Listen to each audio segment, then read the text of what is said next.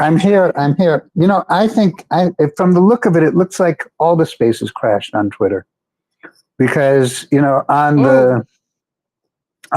the dashboard, if that's what they call it, there were some very large spaces. They're down to 190 they were down to much less than 100, and it seems like they're building up too.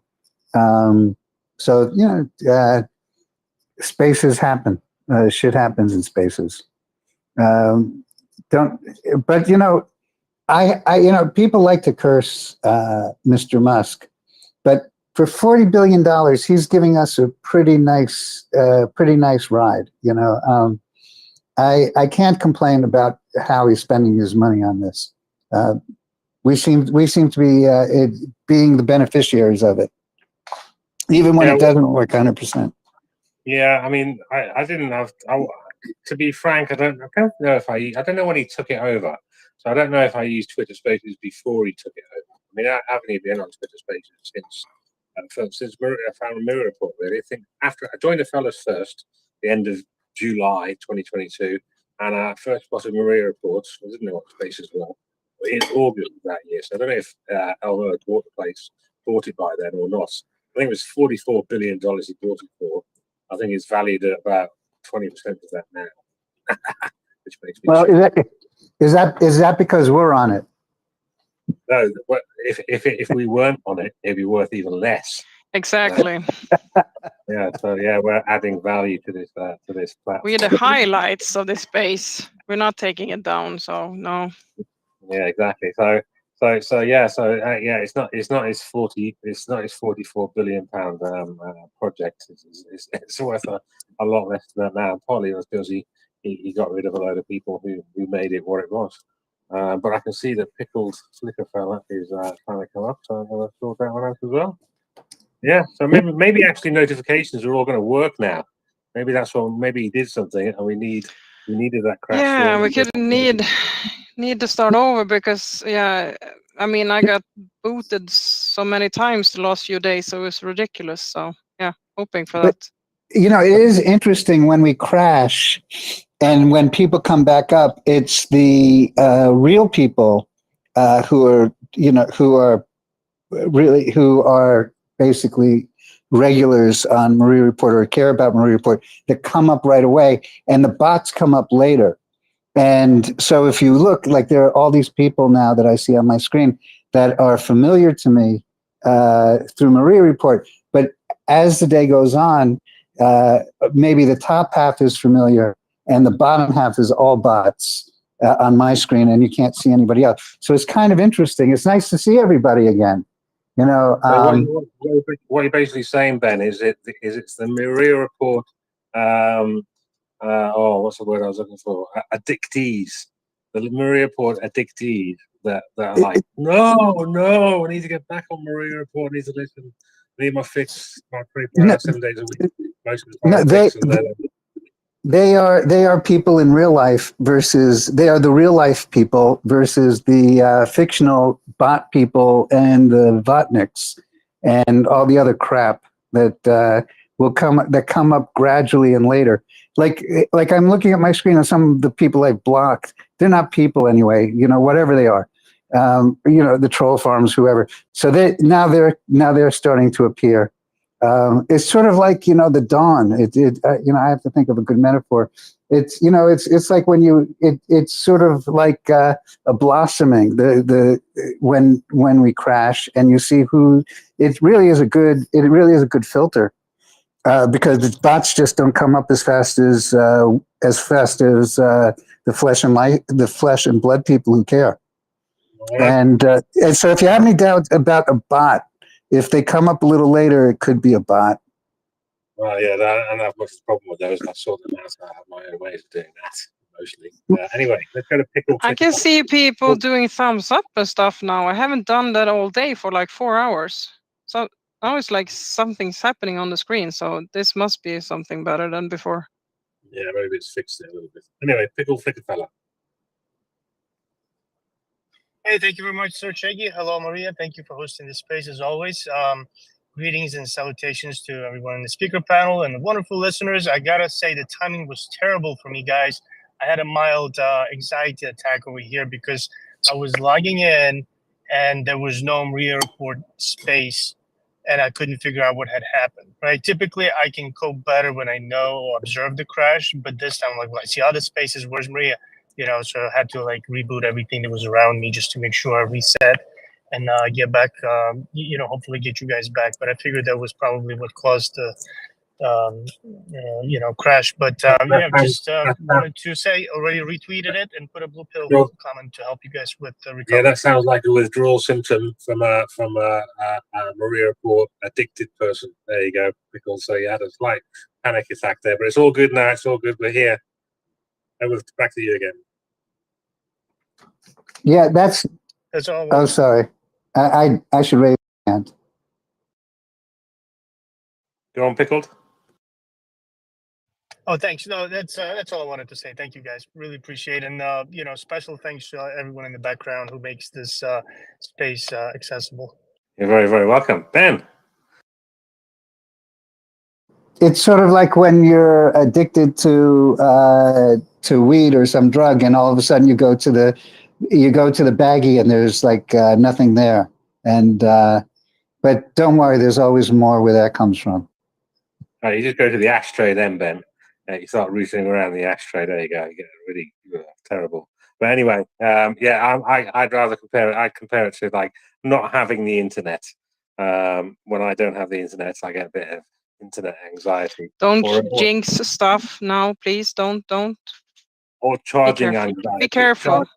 Charging anxiety I get as well. So that's why I carry loads of USB chargers with me. Because if my vaporizer runs out, I have a panic attack. And I'm going to start smoking again within 5 seconds. And yeah, it's a bit like that. And if my phone's running out of battery, I mean, it's I need to carry around an eco. That made me laugh before. With Tracy with her eco phone, she was running out of battery. That made me laugh. But yes, yeah, charging anxiety and internet anxiety are a thing because I've got them. Ben. Well, Maria, you know what happens when the government brings the internet down. The armed forces of Ukraine comes and puts it back and puts it up for you. Yeah, that is a lovely, lovely option, I must say. Or you should get some Starlinks, perhaps. I have thought about that. Like if the Russians would crash, perhaps I need a Starlink, but I'm not sure. Yeah, I still I thought about a Starlink. I mean, I hope hopefully a competitor will come along to that, just so you got multiple options. There was one called what was it, OneWeb or One World or something like that, kind of partly owned by the British government. I don't know what happened to that. Last time I heard about that was about a year ago. So it's probably gone bankrupt or something. But yes, right then. Have you got any? Right, should we get back to the news? News, Maria, because we've been up for a little bit now. I think lots of people have joined.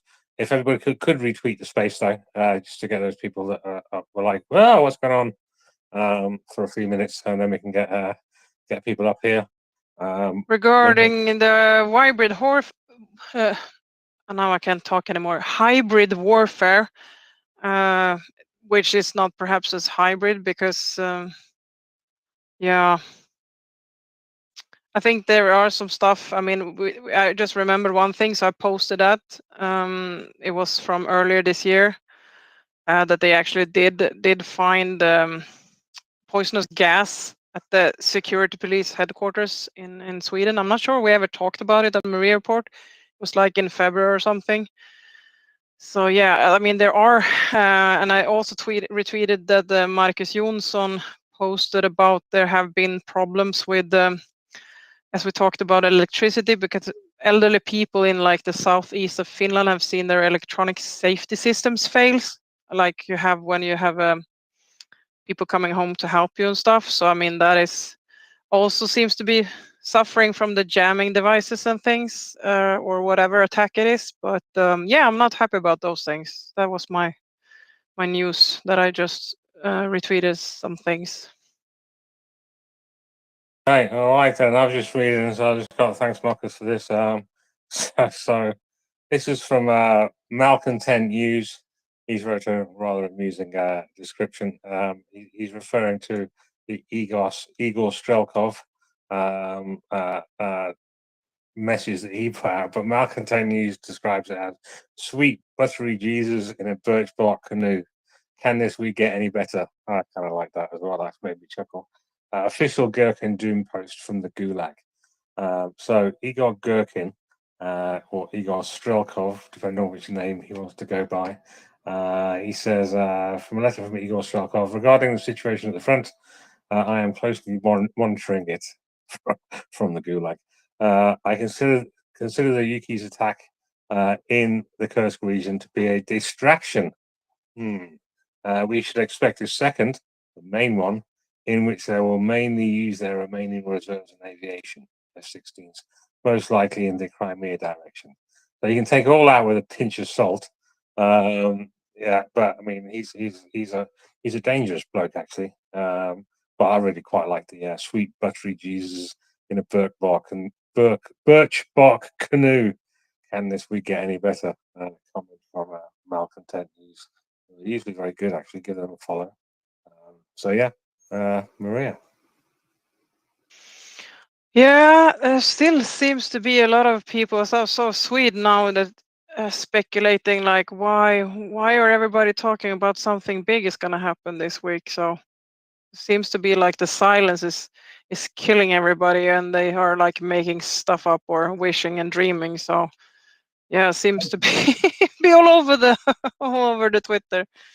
Yeah, I don't mind. I don't mind it actually. I mean, there could be many reasons for it. It could be because maybe it is the first in a bigger thing. I know some people have said that this is a kind of like a demonstration to see how successful it could be, and therefore there could be a bigger one happening somewhere else. But even if nothing does happen there, nothing doesn't happen anymore apart from this one, then the Russians don't know what's going to go on either. Nobody knows what the Ukrainians have planned. Even the Allies. No, So and I love it. I yeah, must say, because that means that they are in control. If things come out and the OPSEC is destroyed, then, as you said, the Russians will know, and yeah, it's gonna be much more efficient if they don't know. So yeah. So the Russians have whatever got we can do. the Russians have basically got to cover for multiple eventualities, haven't they? And that means resources. So they're going to have to think, okay, well maybe the Ukrainians have got something planned. Therefore, we're going to have to cover all of our border now. Obviously, if they do that, Exactly. we're going to have to use the resources from somewhere. And since they're a bit short of resources, then it's going to thin them out even more, which then gives the Ukrainians more opportunity to maybe do something. So it's all linked together and interlinked, and not knowing. We talked about this before. The not knowing produces fear. Yeah, the fear of the unknown. I think we talked about this recently. So the fear of the unknown is the thing that makes most people more fearful. If you know about something, then you can kind of manage it in your head, and you can either fight or flight. But if you're not sure about it, if you're not sure what's going on because you just don't have the information and you're still gathering information, then you're not fighting it, you're not flighting it, like running away from it. You're stood there, not quite knowing what to do, trying to figure out whether you should run or whether you should fight. So with the Russians, they're kind of not quite sure what to do, not quite sure where to put their resources because they're not quite sure if an attack is coming from a certain or multiple directions, or even if there's an attack coming, or what. So they're going to be running around like blue-ass flies, and because they're command and control, they don't even know who's in charge of defending the motherland, i.e., whether it's the Russian defense, the Russian military, who normally do foreign stuff, or whether it's the FSB, like the border guards, or whether it's other internal organizations like Bowman or the Rosguardia, or God, loads of different organizations. They don't really know. That's why they've come out with this council to try and decide, this committee, sorry, to try and decide what to do. And we talked about yesterday about decision making by committee. It's a little bit like NATO. Everyone gets a vote. Everyone wants to do something slightly maybe different, and it takes a little bit of a while for a decision to actually be made. And in a fast-paced situation like a war, or like when there's an excursion, offensive operation, whatever you want to call it, going on, then sometimes, I mean, the fast decision making is usually pretty important. And if they can't, if that's slowed down, it's like everything else, like the logistics slow down and stuff like that, then it's going to cause your side problems. So yeah, the initiative, I think, as a military zone, is definitely with Ukraine in the Kursk region. They've obviously got to hold on and keep an eye on stuff that's going on in the east, especially in Donetsk. There are reports of forces being taken away from Zaporizhia and the Kherson region and the Kharkiv region as well to reinforce Kursk. So yeah, and reports of things on railway lines getting worse and worse for the Russians as well. So yeah, the initiative overall, I think the initiative has definitely swung towards Ukraine a lot over the past 10, 11 days since the Kursk offensive started. Kursk. Yeah, go on. Yeah, I'm getting a minute. Yeah. Kursk. Yeah, so it's definitely swung in that direction as well. It's definitely been all over the news as well.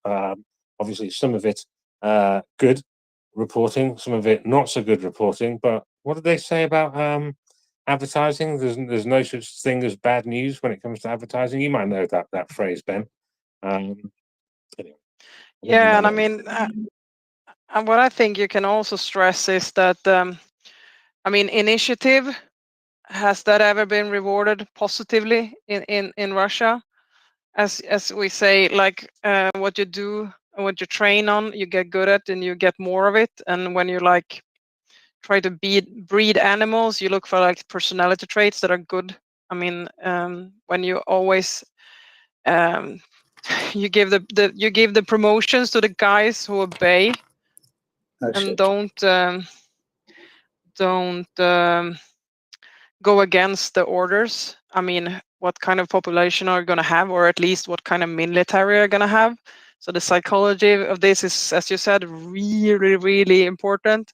And at least when I get stressed and I'm trying to do something besides being like by the computer, because by the computer can you do quite quickly things, but if you're gonna physically do things and you're starting to wonder where to go, what to do, you get stuck. As you said, you freeze. Should I go to the left? Should I go to the right? What is most important? What should I prioritize? And as I said, who has ever gotten any reward for being initiative taking person in the Russian military? I would guess not, perhaps so many. So I hope they are stuck in their minds. Yeah, me too. The phrase I was looking for is "there's no such thing as bad publicity." And yeah, Ukraine has definitely thrust itself as well as into the Russian Federation in the Kursk offensive. It's also thrust itself back into the headlines again in a very, very positive manner, both for the public, the general public, because it's in all the mainstream media as well, and it's mostly positive as well. It's just saying that the Ukrainians are doing really well. It's also a surprise and look what they're doing. And also in the minds of the people with the purses and the tanks and stuff like that, which can be seen by the US with two pretty quick. One already delivered, or not delivered. One already announced, $125 million of aid, and another one in the works was announced today. I think it was this morning. So that's waiting to see the details on that. So yeah, so definitely got ahead of steam up, which is fantastic. So we'll go to Ben and then Pickle Flickerfella. Ben. I was a little slow on the hand, Shag, which is why I didn't get to what you figured out already. Yeah, there's no such thing as bad publicity, and some people don't know that why it came about. It was because of P.T. Barnum, who is a famous impresario circus guy, and he didn't care if people said good or bad things about him, because it meant that people were talking about him, and that's what got people into the circus. And so that's where it comes from. But I don't know if it applies to Ukraine for any of these characters, because we know who they are. And so that's. But I'm late, and you already figured it out what the answer is. So I'll try to be faster on the button. This is like a game show when you're a co-host, Shag. You want to try this when you're driving down the road with spotty connection and you're driving a van and you want to try and you got a point to make and you can't get up, you can't get on, you lose connection. It's a nightmare. I don't know why I bother sometimes, but I do. Pick a fella. Hey, thanks. I actually had 3 questions, but I forgot the third one, so I apologize. Hey, you mentioned the security council in Russia. I was under the impression that that thing is really designed to basically take blame for any bad decisions that are made and protect Putin in the public eye for domestic audience. Do you think that is the case, or do you think they actually have some kind of functionality? And the second question also relates to something you guys mentioned just just now during this conversation, and I was thinking about for a while. Rosgvardia, right? Which Guardia means a regiment, right? We know it's a kind of paramilitarized law enforcement, Putin's private military, whatever you want to call it. But I haven't seen them in action. Have you guys, see any development with that? And the reason I'm bringing this up, because I also remember that they were getting heavy weapons issued to them a while back, right? I want to say maybe almost a year or maybe a year and a half ago. I can't remember exactly, but I remember there were a lot of talks about that they would be getting like mortars and maybe even armored vehicles to include tanks and things like that. And nobody really knew how they're going to be able to train or sustain on that stuff, because even then Russia really needed all this stuff to go to the front. So I was wondering, maybe you can comment on 2 of these questions. Thanks. Yeah, the only thing I've heard of the Rosguardia was they were, I don't know whether they were brought in to the Kursk nuclear power plant to help look after it, or whether they left the Kursk nuclear power plant and just females were left there to run it, and then they were moved down to try and do something in the to try and stop the Ukrainians. But I mean, the internal security forces of Russia, the Rosguardia and Oman and various other acronyms, yeah, they're the kind of people who I would guess would be thrown in if required, if Putin thought he really needed them, because yeah, they obviously have got weapons. I heard some of them were getting beefed up militarily wise, or at least beefed up with some new weapons. I mean, there's also the PMCs, the private military companies that are in Russia that even companies have, like Gazprom has its own, and various ones like that. They could be ordered or roped in to do something as well, I suppose. I haven't heard about them for really quite a while though, apart from obviously Wanga, but that was kind of disbanded-ish. Especially, well, that on the occupied Ukrainian lands, they're not there anymore. I think there was still some talk about them possibly moving from Belarus. Haven't heard too much about that. I know some Kadrovites got caught and were moved, are the ones that weren't running away. But yeah, it's one of the things I look forward. I look to actually is those internal Russian security forces being thinned out. That's why I posited over a year ago actually that if they got thinned out, if they were sent to the front, for instance, and used at the front and then got splattered, that would obviously mean that there wasn't that much security internally within Russia, and that could prelude a breakup of the Russian Federation, because they wouldn't be able to, they didn't have the security forces to hold it together. I was obviously well early with that, but I think I was talking about that last October. Yeah, maybe even earlier than that actually, because I was looking at those numbers, because apparently they had recruitment problems. They were like 100, 150, 180,000 short of what they wanted to be at manpower wise. Because basically the people that would have normally signed up for them basically signed up and sent to the front. So they have got manpower shortages. One of the reasons I think why during the Crocus shooting up that happened by those ISIS terrorists, there wasn't a hell of a lot of them around, because they'd been sent somewhere else outside of Moscow and whatever. So I think the internal security forces are definitely not up to strength, and yeah, I think there's a distinct possibility that some of them have already been sent to Kursk, and some more of them may actually be sent there if the Russians decide, you know what, we're getting stuffed. We need to. So, but that was the first question. I've completely forgotten the second one. Oh yeah, the council. So yeah, the Russian. So on Thursday, Russia's defense minister Andrei Belousov announced the creation of a, quote, coordination council within the Russian Ministry of Defense for the Belgorod, Bryansk, and Kursk oblasts. Writing on Twitter, this is from Newsweek, by the way. Writing on Twitter, the minister said this would increase the efficiency of comprehensive support for the troop groups that are solving the tasks of covering the state border and protecting the territory and populations of the region. So yeah, so he set up this coordination council. Further in this report, it says, however, as pointed out by the Institute of the Study of War, it is not clear how this new council will interact with the other bodies established to deal with Ukraine's raid, including the Federal Security Services counter-terrorism operation.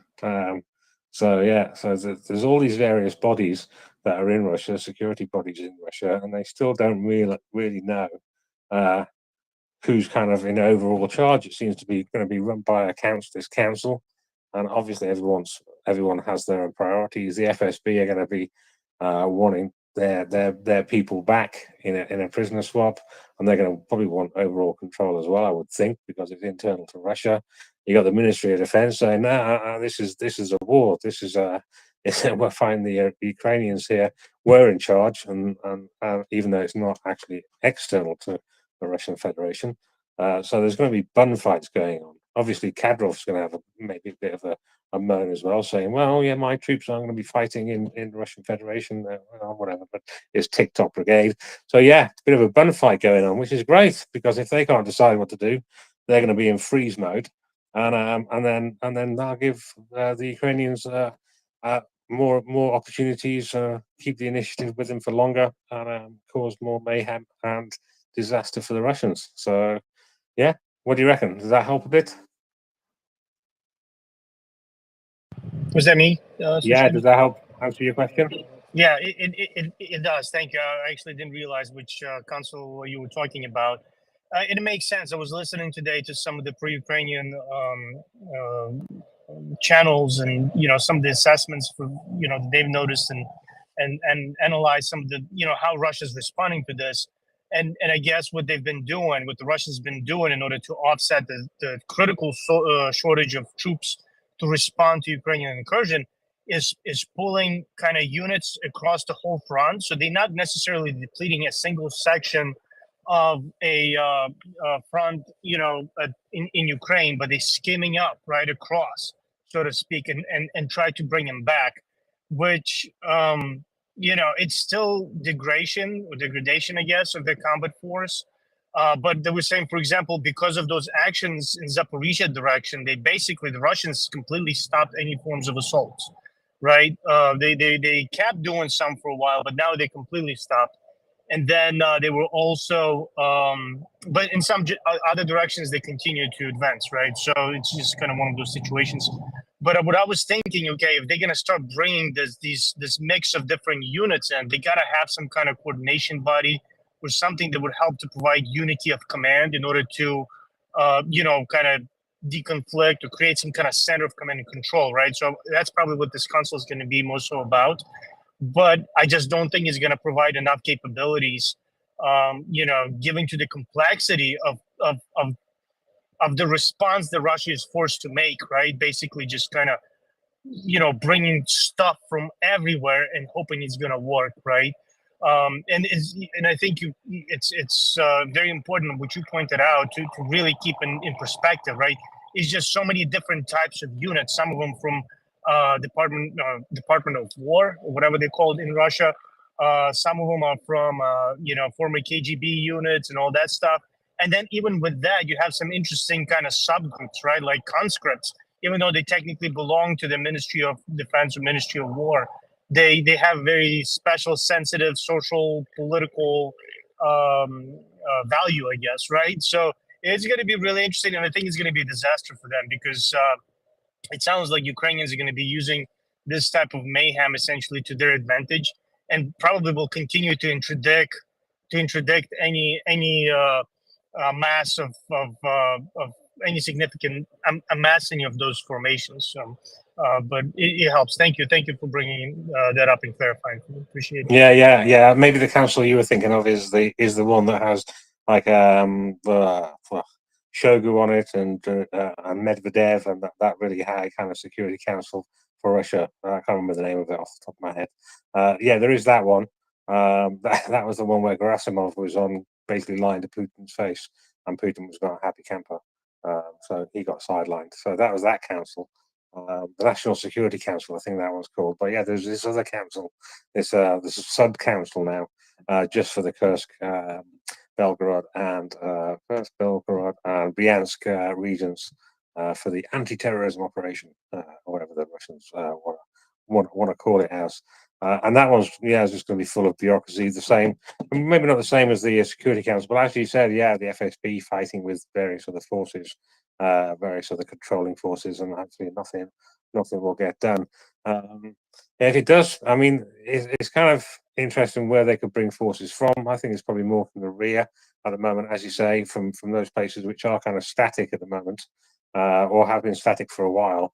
But maybe the Ukrainians are thinking exactly that. They're hoping. And you got these first order effects, which I call the things that the Ukrainians can do, like they can go in, shoot people, and take land and stuff like that. So things that they can physically do.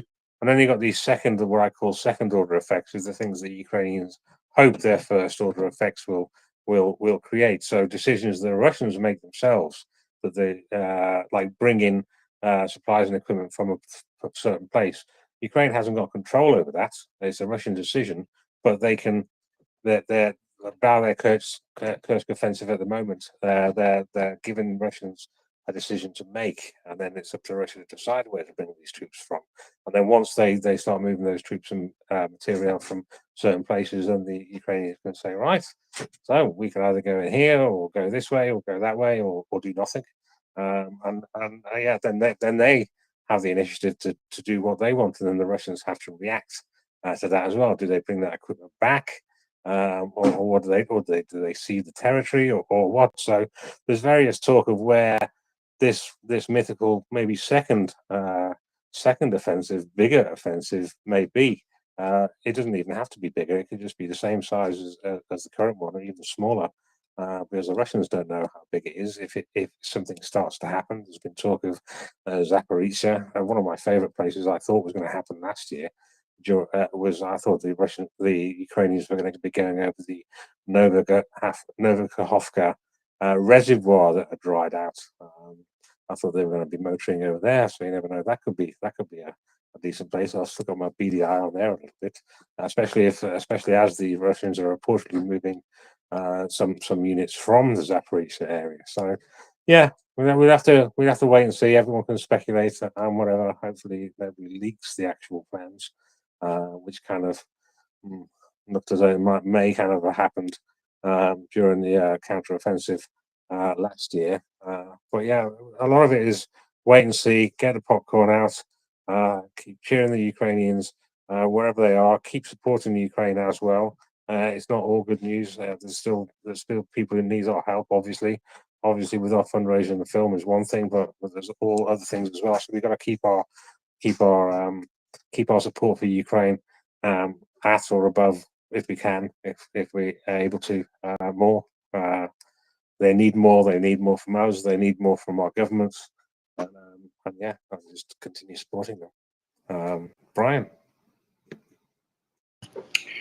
So, have you seen this stuff online about the soldier that got beheaded? Oh no, I haven't seen anything recently. Saw something written about that, but I try to avoid those things.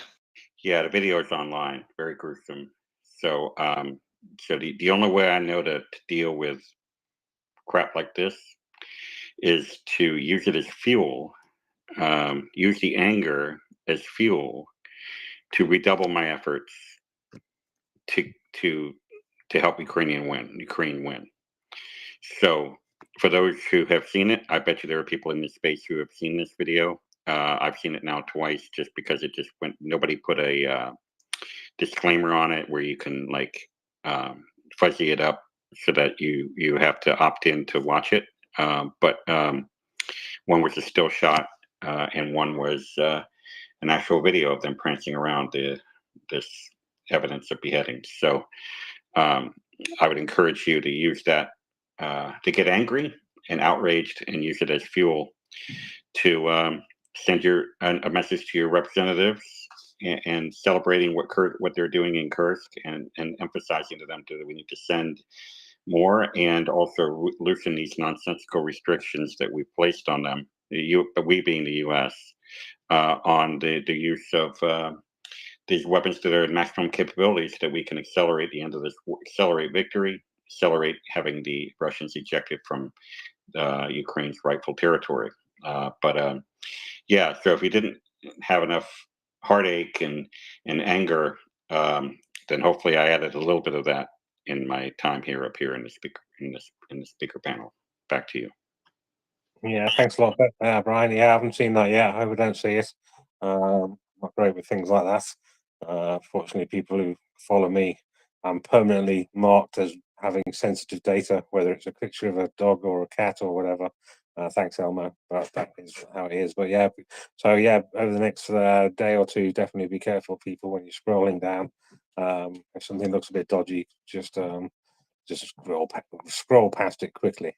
But yeah, raise donate, I think, is the term you were describing there, Brian. So yeah, we'll keep donating if you can, and keep retweeting. Obviously, not that post, but keep retweeting whatever you can concerning Ukraine. Ben. Yeah, hi, Shaggy, and thank you again, Maria. In one of the back channels of people who talk about Washington, D.C. matters, someone said that they had spoken or gone to a member of Congress or their staff and got this response, which was they want to know that Ukraine can win. I think that needs to be achieved. Because the votes, remember, it's only a handful of people who are voting in the Senate and the House of Representatives, and those people, some of those people, has been brought up, feel that it's not that good idea to throw good money after bad, in a way, as the expression goes. If Ukraine cannot win, then this is the time to negotiate an end to it. So that and then stop the bleeding and stop the money. And that's not the case, obviously, but that's the argument. And I think we need to make a better case. That's what Citizen Gunfighter is going to do, that Ukraine can win. And I think that, and basically this is like what Mick Ryan says is the option too, is Ukraine, the Ukraine takes a limited amount of space or land in Kursk and then holds it. And I think that that's essential, because I think if Ukraine goes back across this border, I don't think it has any intention of going back across this border soon. The argument will be to those people, well, Ukraine, they tried, but they're back to the status quo ante, that it's not going to, they can't move the line. And so I think I agree with Brian that we need to always bear in mind the madness of these people who are after Ukraine and what they're doing. But I think the argument now for the limited number of people who have something to say about it is both Ukraine can win and they have the will to win. Because being able to win doesn't mean you have the will to win. The United States has the ability to win, to help Ukraine win, but it doesn't have the will to give Ukraine what it needs right now. So I think you need those two things, and I think that's the emphasis next week. Is that rally in Washington for the anniversary, the Independence Day anniversary on the 24th of August, Ukraine's Independence Day. And if people are there the day before the 23rd, because no one's in the halls of Congress on Saturday, but on Friday there are offices open. it's a time to go and give them that message that Ukraine can win. And Kursk is an example of how people are surprised all the time by Ukraine. So I just want to say that again, and I'll probably say it a couple more times before the 24th. So thanks a lot, Shag, and thank you, Maria. Yeah, thanks very much, Ben. It was Jenny. So, Ben, I feel like you're asking the question wrong. When they say that they think that Ukraine can't win, the counter question should always be, why haven't Russia won yet? If Russia is that mighty and that powerful, why haven't they won yet? And that was a reframing that I got from a US military officer who, because I was arguing this same point that Ukraine can win. And then my friend stopped me and said, this is the wrong question to ask. The question that we shouldn't ask is, can Ukraine win? Or why Ukraine can't win? The question should be, because Russia claims to be a superpower, they claim that they had the second best army in the world. Yet they haven't won in 2.5 years. Why is that? And that is the question that should be asked. Thank you. Yeah, Ben? I hear what you say, Jenny, but I'll disagree on that because here's why. It doesn't matter to those people who wonder, and it's not that they're against Ukraine. They're watching, it's like watching a football match, and the score is tied in their minds because they see it 0-0, or they see it's 1-1. The score hasn't changed as they're watching it. And so you can say, well, the other team has Messi, and they're so great, Argentina, and still they haven't won. So, and they haven't won. So, what does that mean? The score is still tied in their minds, and so it just proves that to them it's going to stay tied, and to that it's like, well, why do we have to spend more money on this if the score isn't going to change? And so the argument to that, the response to that is that because you can't really argue the details. These people are not interested in the details. They can't think about the details. It's like it has to be encapsulated in a concept. And I think, and I've thought about it, and it changes over time. I think the concept is that Ukraine keeps surprising everybody. It surprised people. The people who said on the third day that they would, that Russia would win, and they were wrong. They said, that Kursk is a surprise. You can go down a list, and we have lists. And so Ukraine, they sunk 20% of the Black Sea Fleet. They sunk a submarine, which nobody did. And you can say, basically, yeah, it looks to you that the score is tied, but in reality, all of the predictions Ukraine has proven them false, and they will continue to prove them false. They're in Russia now, and and they have many more surprises ahead. So let's help them finish this thing off, because we've been wrong all this time. All of the naysayers have been wrong. So the score isn't tied.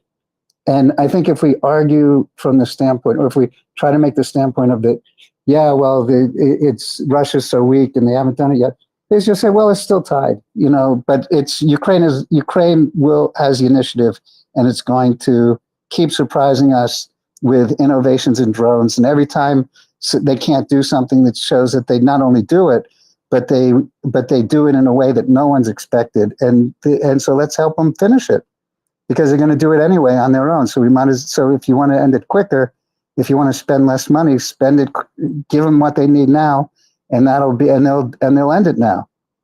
I think that is more likely to succeed with the people who say Ukraine can't win. So I could be wrong about that, but that's my approach. Cheers, Ben. Go back to Jenny, and then it's Ralph, and then Antal.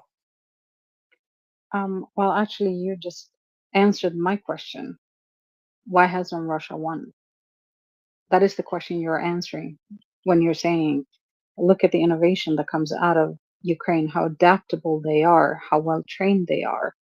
And they have been able to not only stop, but actually push back on the Russian military with the little means that NATO has given them, that the NATO allies have given them.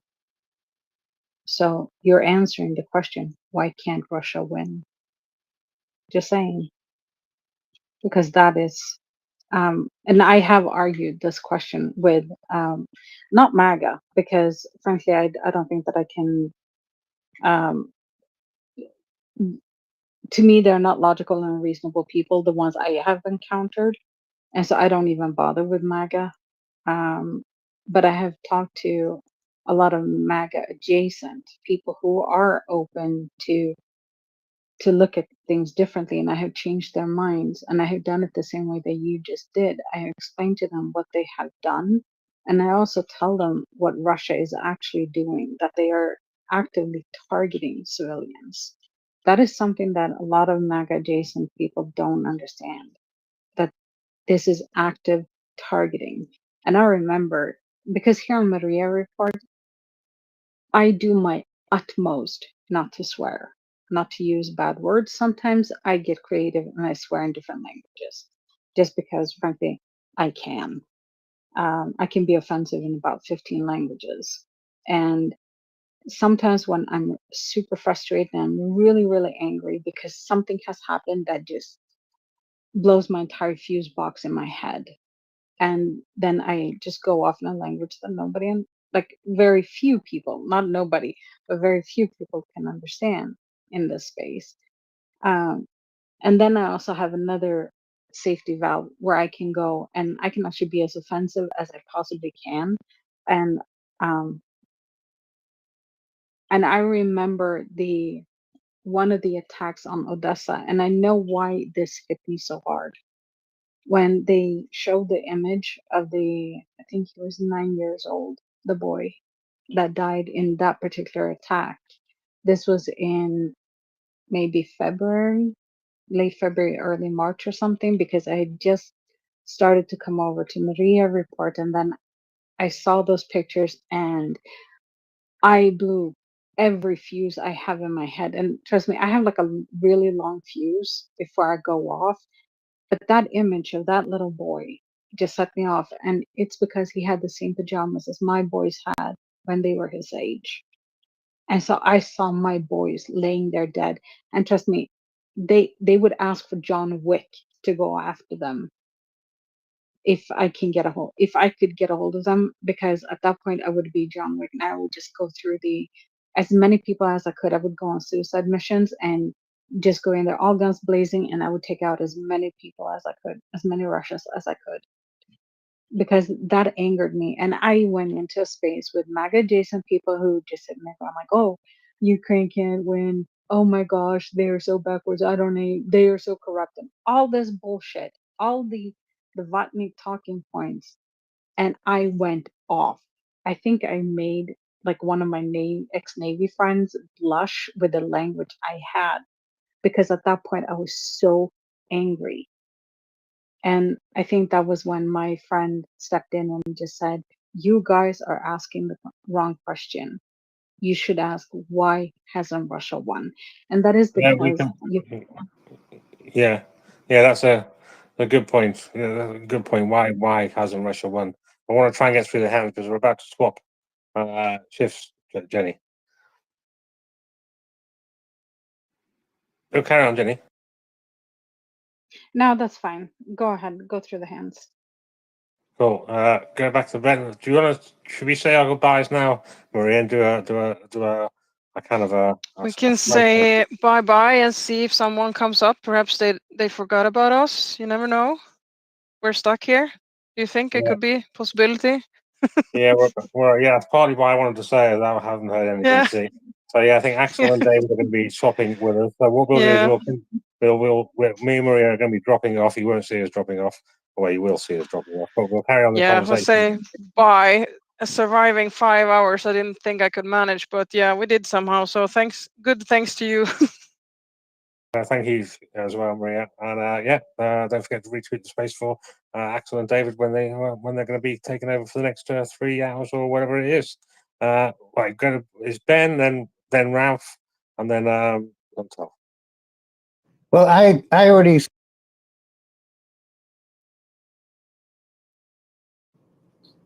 Mic button, Ben. I just spoke on this, so I'll just listen now. Okay, all right then, Ralph.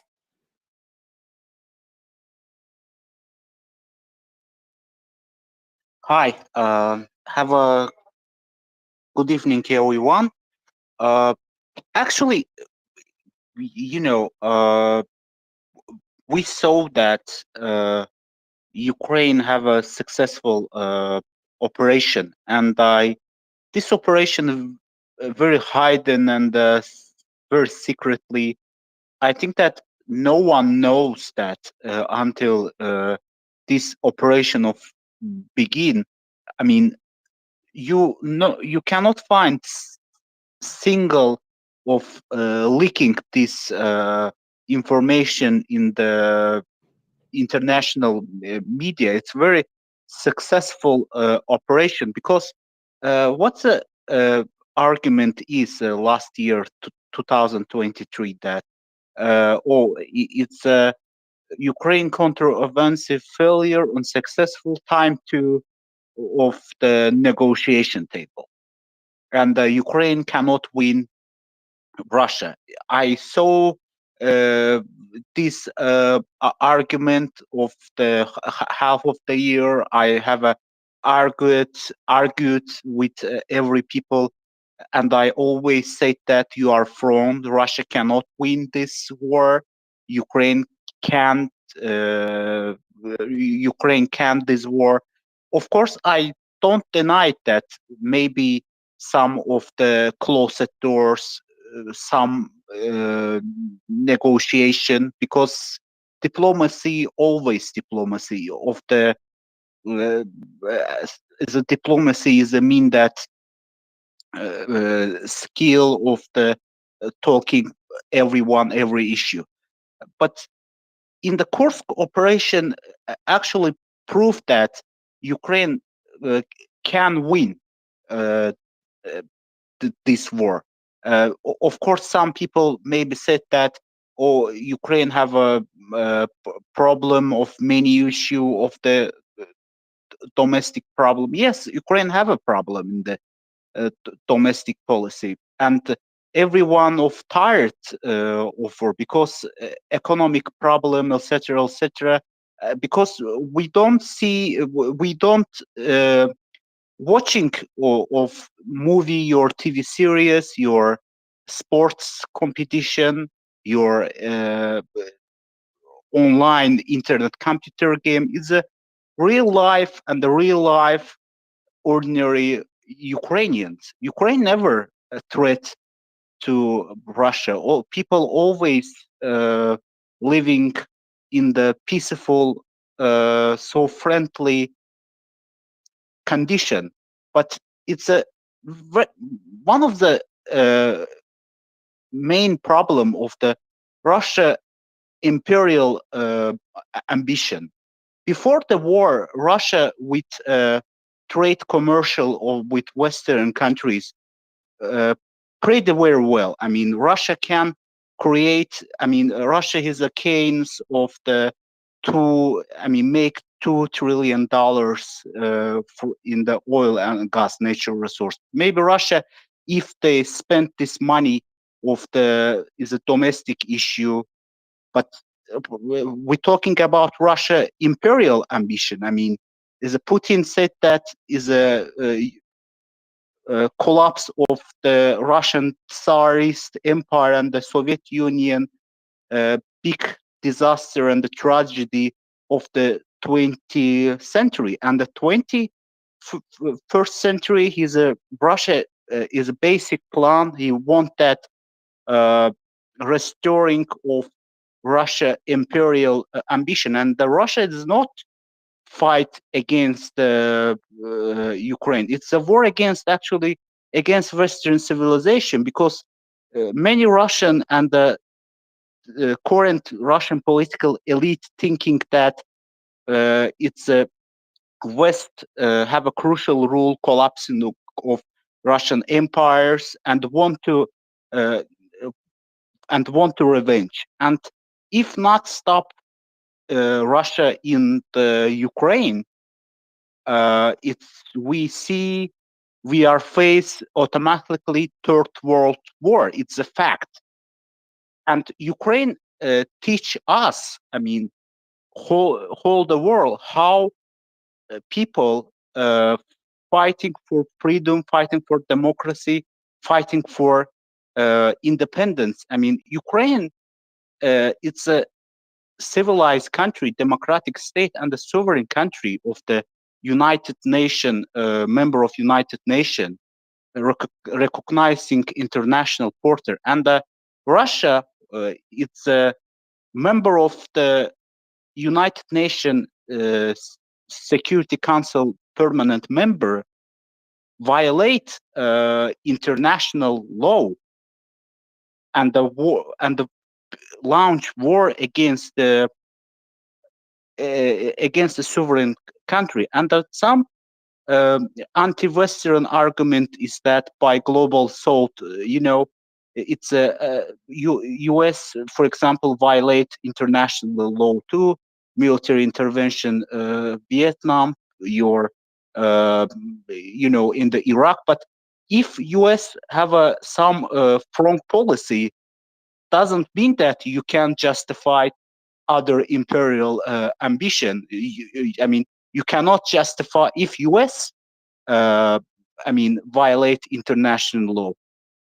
It doesn't mean that Russia can violate international law too. I mean, if you are doing some mistake, doesn't mean that other also can this mistake. It's very simple for me. And the only option that Ukraine win this war and defeat Russia. It's my position. Thank you. Yeah, thanks a lot, Rev. Yeah, the phrase is two wrongs don't make a right, although I can think of a few exceptions to that. As there usually are exceptions to infinitives like that. But yeah, you make some good points there. All right, so it's Untel, and then Jezzy, whoever, and then Pickled. Untel.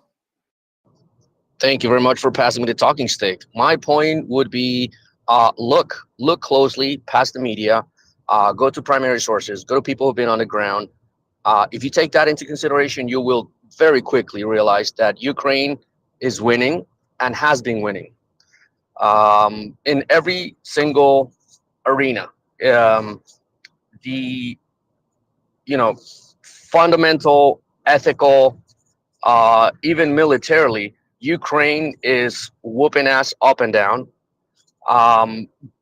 People sort of have forgotten how quickly, of course, with this aid of the allies, Ukraine has become a peer-to-peer to Russia, minus the nukes. And even though, let's not forget, they had them. So if right now Ukraine is fighting a peer-to-peer war with, let me put some massive air quotes, the second largest army or the second army of the world, they're doing a phenomenal job. Everywhere you look, any single battle that you look, the way they're fighting, preserving the lives of their men, preserving the lives of their population, the way they are attacking military targets, not going for the easy anger way out of, smashing your rockets into buildings. It takes a lot of effort, a lot of restraint, and a lot of professionalism to fight the way Ukraine has been fighting. So my point would be, Ukraine has been winning since day one. They were able to resist. The whole idea of 3 days to Kyiv was shattered. And somebody was talking about, where is the VDV? Yeah, they're sleeping in Hostomel Airport. That's all I wanted to say, and I wanted to share something with you guys. because of the conversations that we've been having in the space, because of the information that we continue to push back against propaganda and misinformation, a little personal victory. I was able to decisively bring more support for Ukraine, coming from ex-pro-Russian Putin fan. So I have a very dear, close personal friend from Uzbekistan, and through a lot of patience and a lot of love, she's finally seen the light. She's probably listening here. She listens on YouTube. You guys have a lot of credit on that, and just keep up the good work. Ben, thank you so much for all the effort you do for all your films. Haven't been able to watch the entirety of To the Zero Line, but I cannot wait to finish it and can't wait to participate and put my little grain of sand in your excellent work that you do in your art, which I really appreciate. So just wanted to share with you guys. There's a lot of power here in this space, a lot of civility that lacks any other Twitter space. And I really appreciate it. I listen to you guys all day, throughout my day. I participate when I can. I'm a little tied up with situation going on in Venezuela, but my eyes always on the ball. And Ukraine's always on my heart. So thank you very much for everything you guys do, every single one of you and your listeners. So yes, Heroim Slava.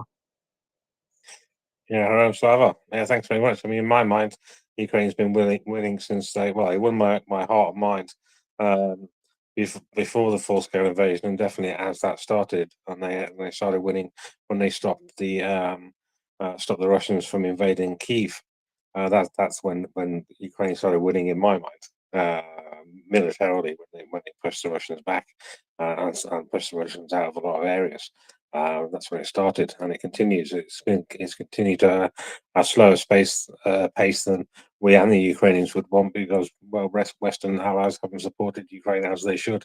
Otherwise, this would be over by now, and Ukraine would have won.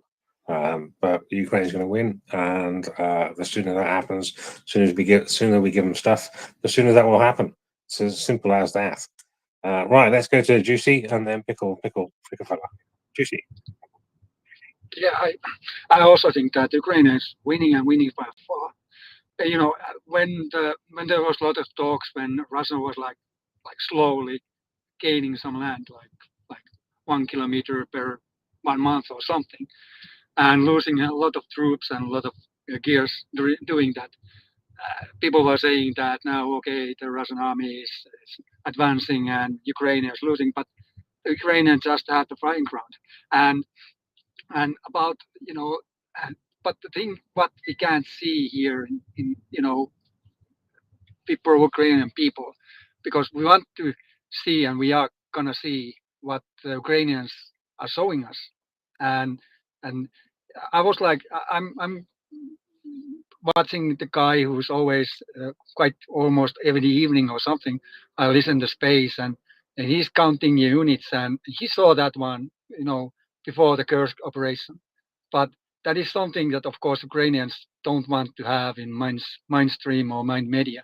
That they have to have some kind of object working on. But there was information beforehand that something's gonna happen. Nobody, of course, knew what exactly gonna happen, but there was like hints to see that things are gonna boil. And of course, there is a lot of hints also. And also about that Russian was doing okay before the war and before the sanctions and everything. Yeah, but they needed more, since the mafia who has been in regime in Russia like over 20 years was taking all the money, and the people are getting shit out of that money. They need more yachts, and to be able to do so, they have to rebuild more neighbor countries to get more resources for that one. So Russian wasn't doing okay before the wars, before the Georgian war, before Crimea or Donetsk, whatever. They were doing shit, and now when they are losing, and they are going to lose a lot,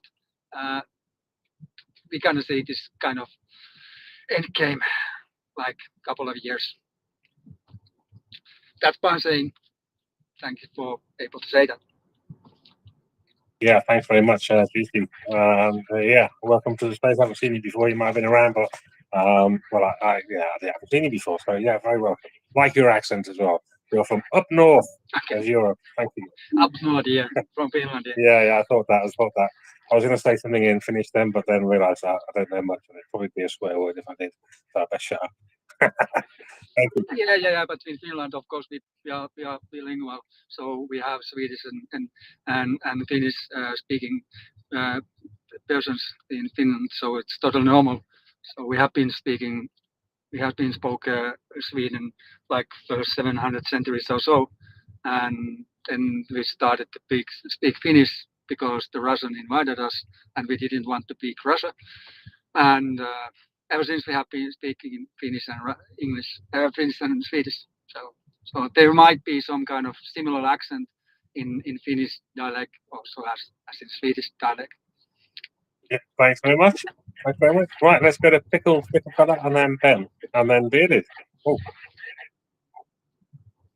Hey, thanks. I'm going to try to be quick because I know you guys have a lot of hands and it's really interesting dynamic conversation.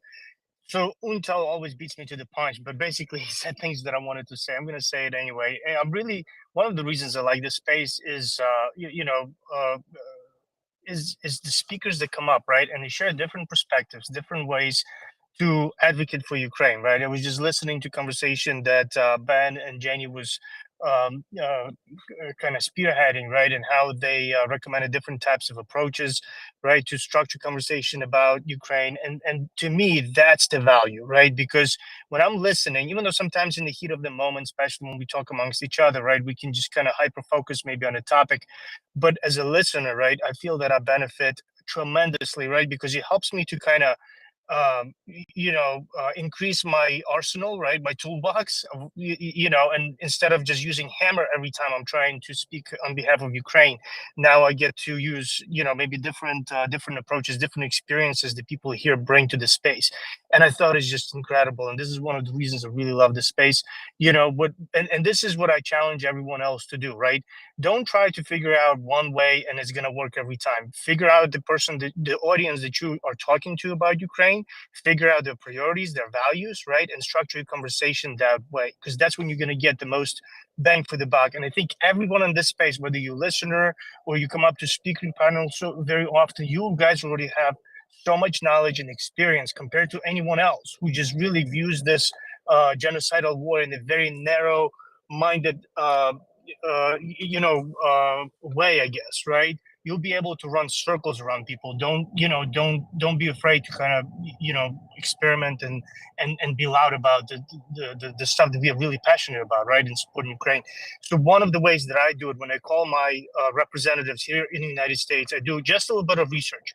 If I'm calling a representative, right, and it doesn't have to be mine specifically, right? I call sometimes those on different committees, like Armed Forces Committee. My message to them, like, listen, we need to give resources to Ukraine now, so this we don't have to put boots on the ground later, in year if something happens when Ukraine is not going to be able to achieve its goals for peace, because we already have historical precedents for this with our greatest generation. We cannot have another one. When I talk to a representative that's maybe on the Foreign Relations Committee, right, the things that I say is that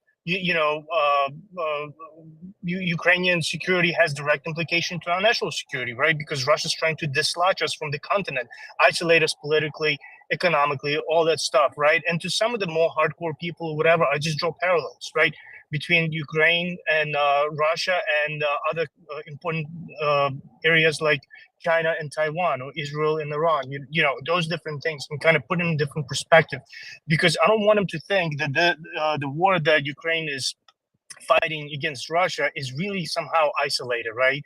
And I think it's important to kind of shift a little bit of that responsibility for things that are happening onto people in at least inside the bubble that they really care for, right? Whether it's professionally or emotionally or otherwise.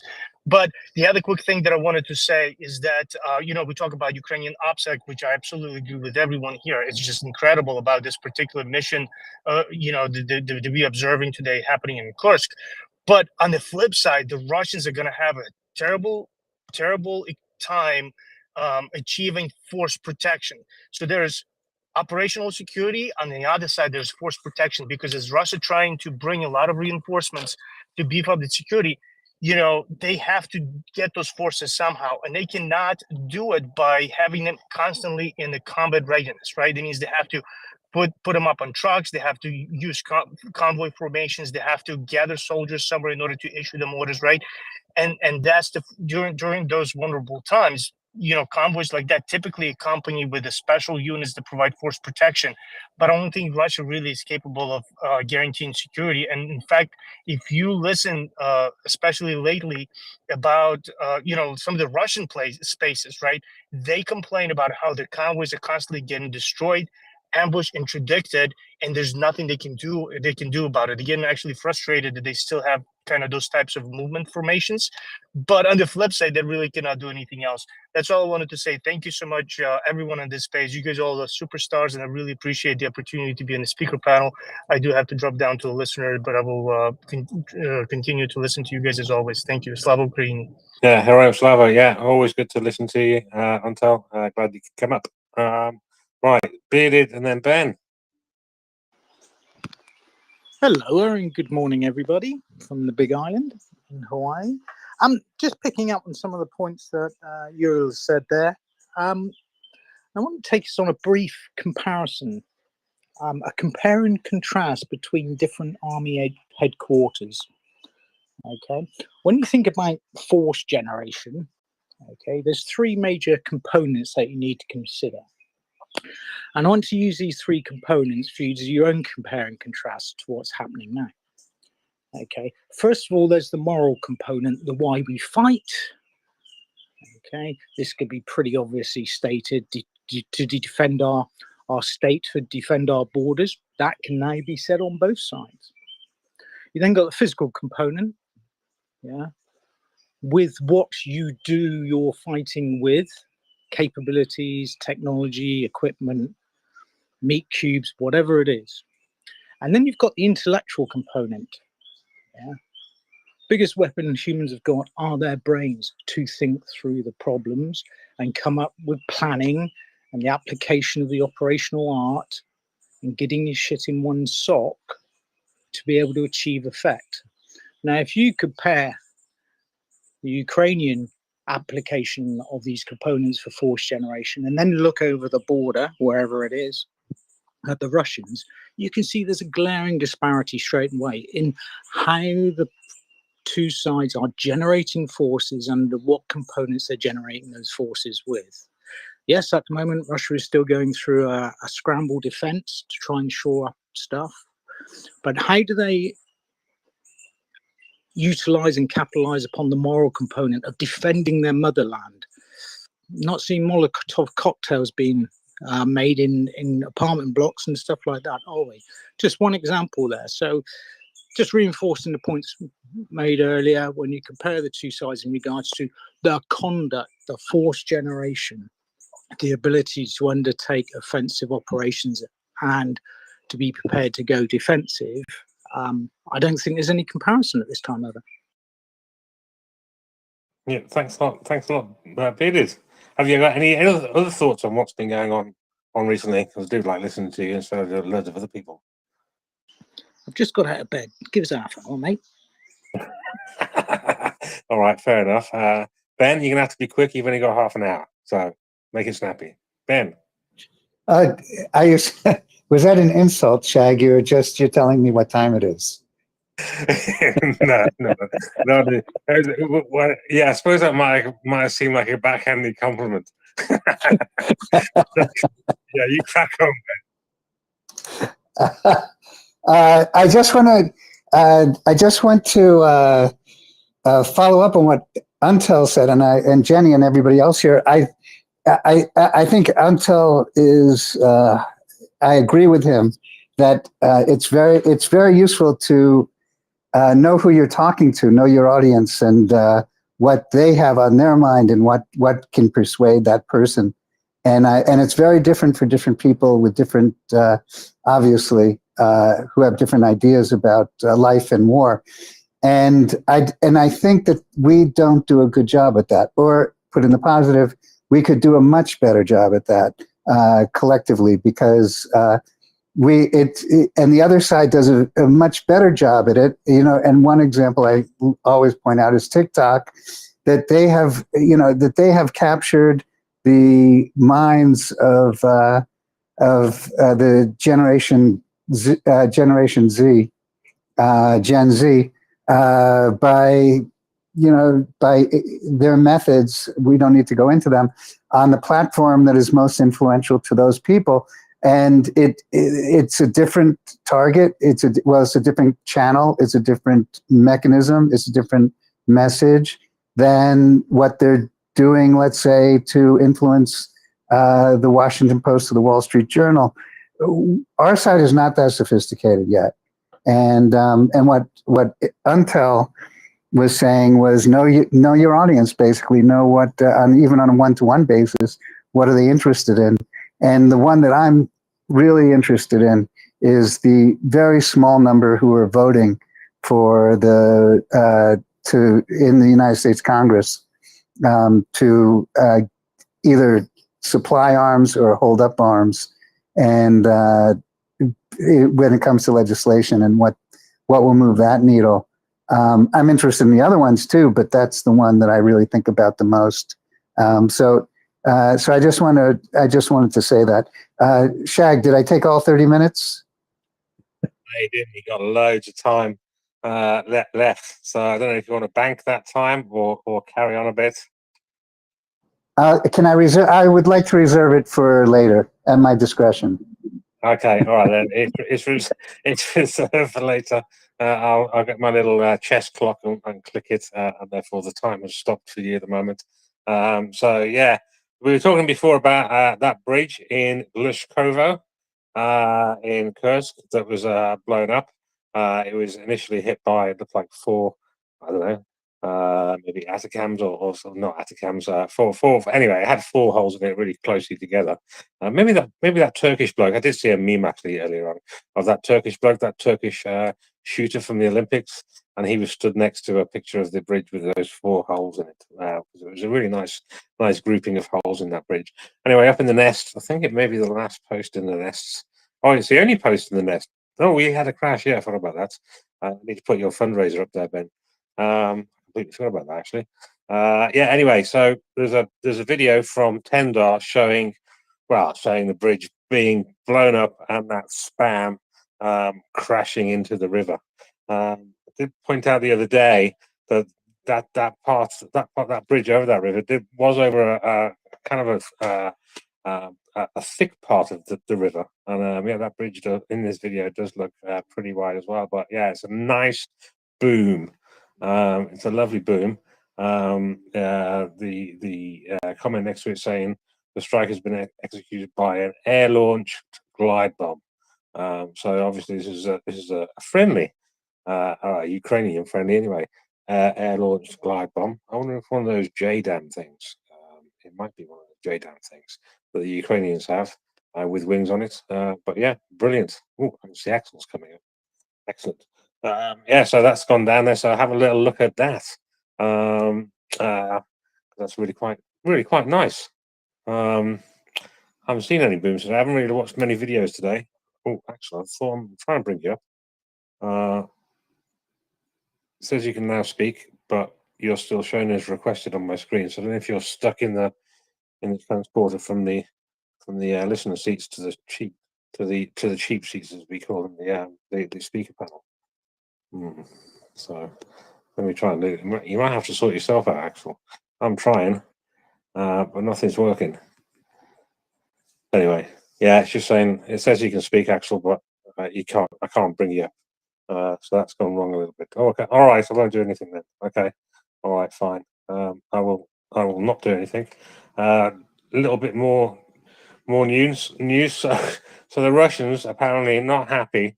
So the other day we saw some Italian reporters going into the Kursk region, into the recently liberated by Ukrainians, the People's Republic of Kursk, and the Russians.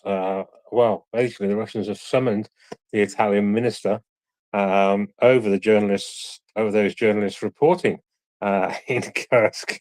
So yeah, I don't think they're going to be in much trouble, if any.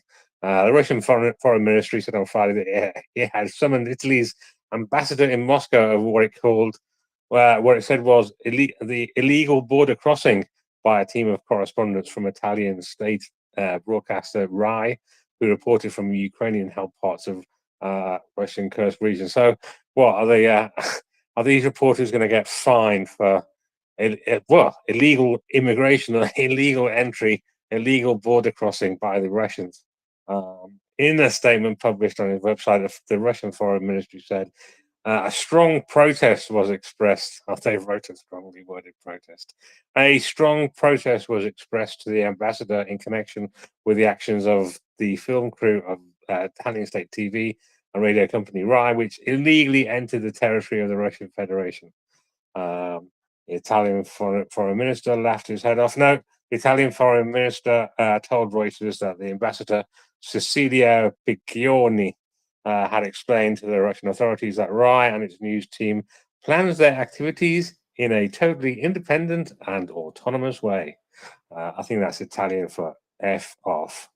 RAI on Wednesday aired the first foreign media report from the Russian town of Sudza, in which was taken in the opening stages of the Ukrainian offensive action against Russia last week.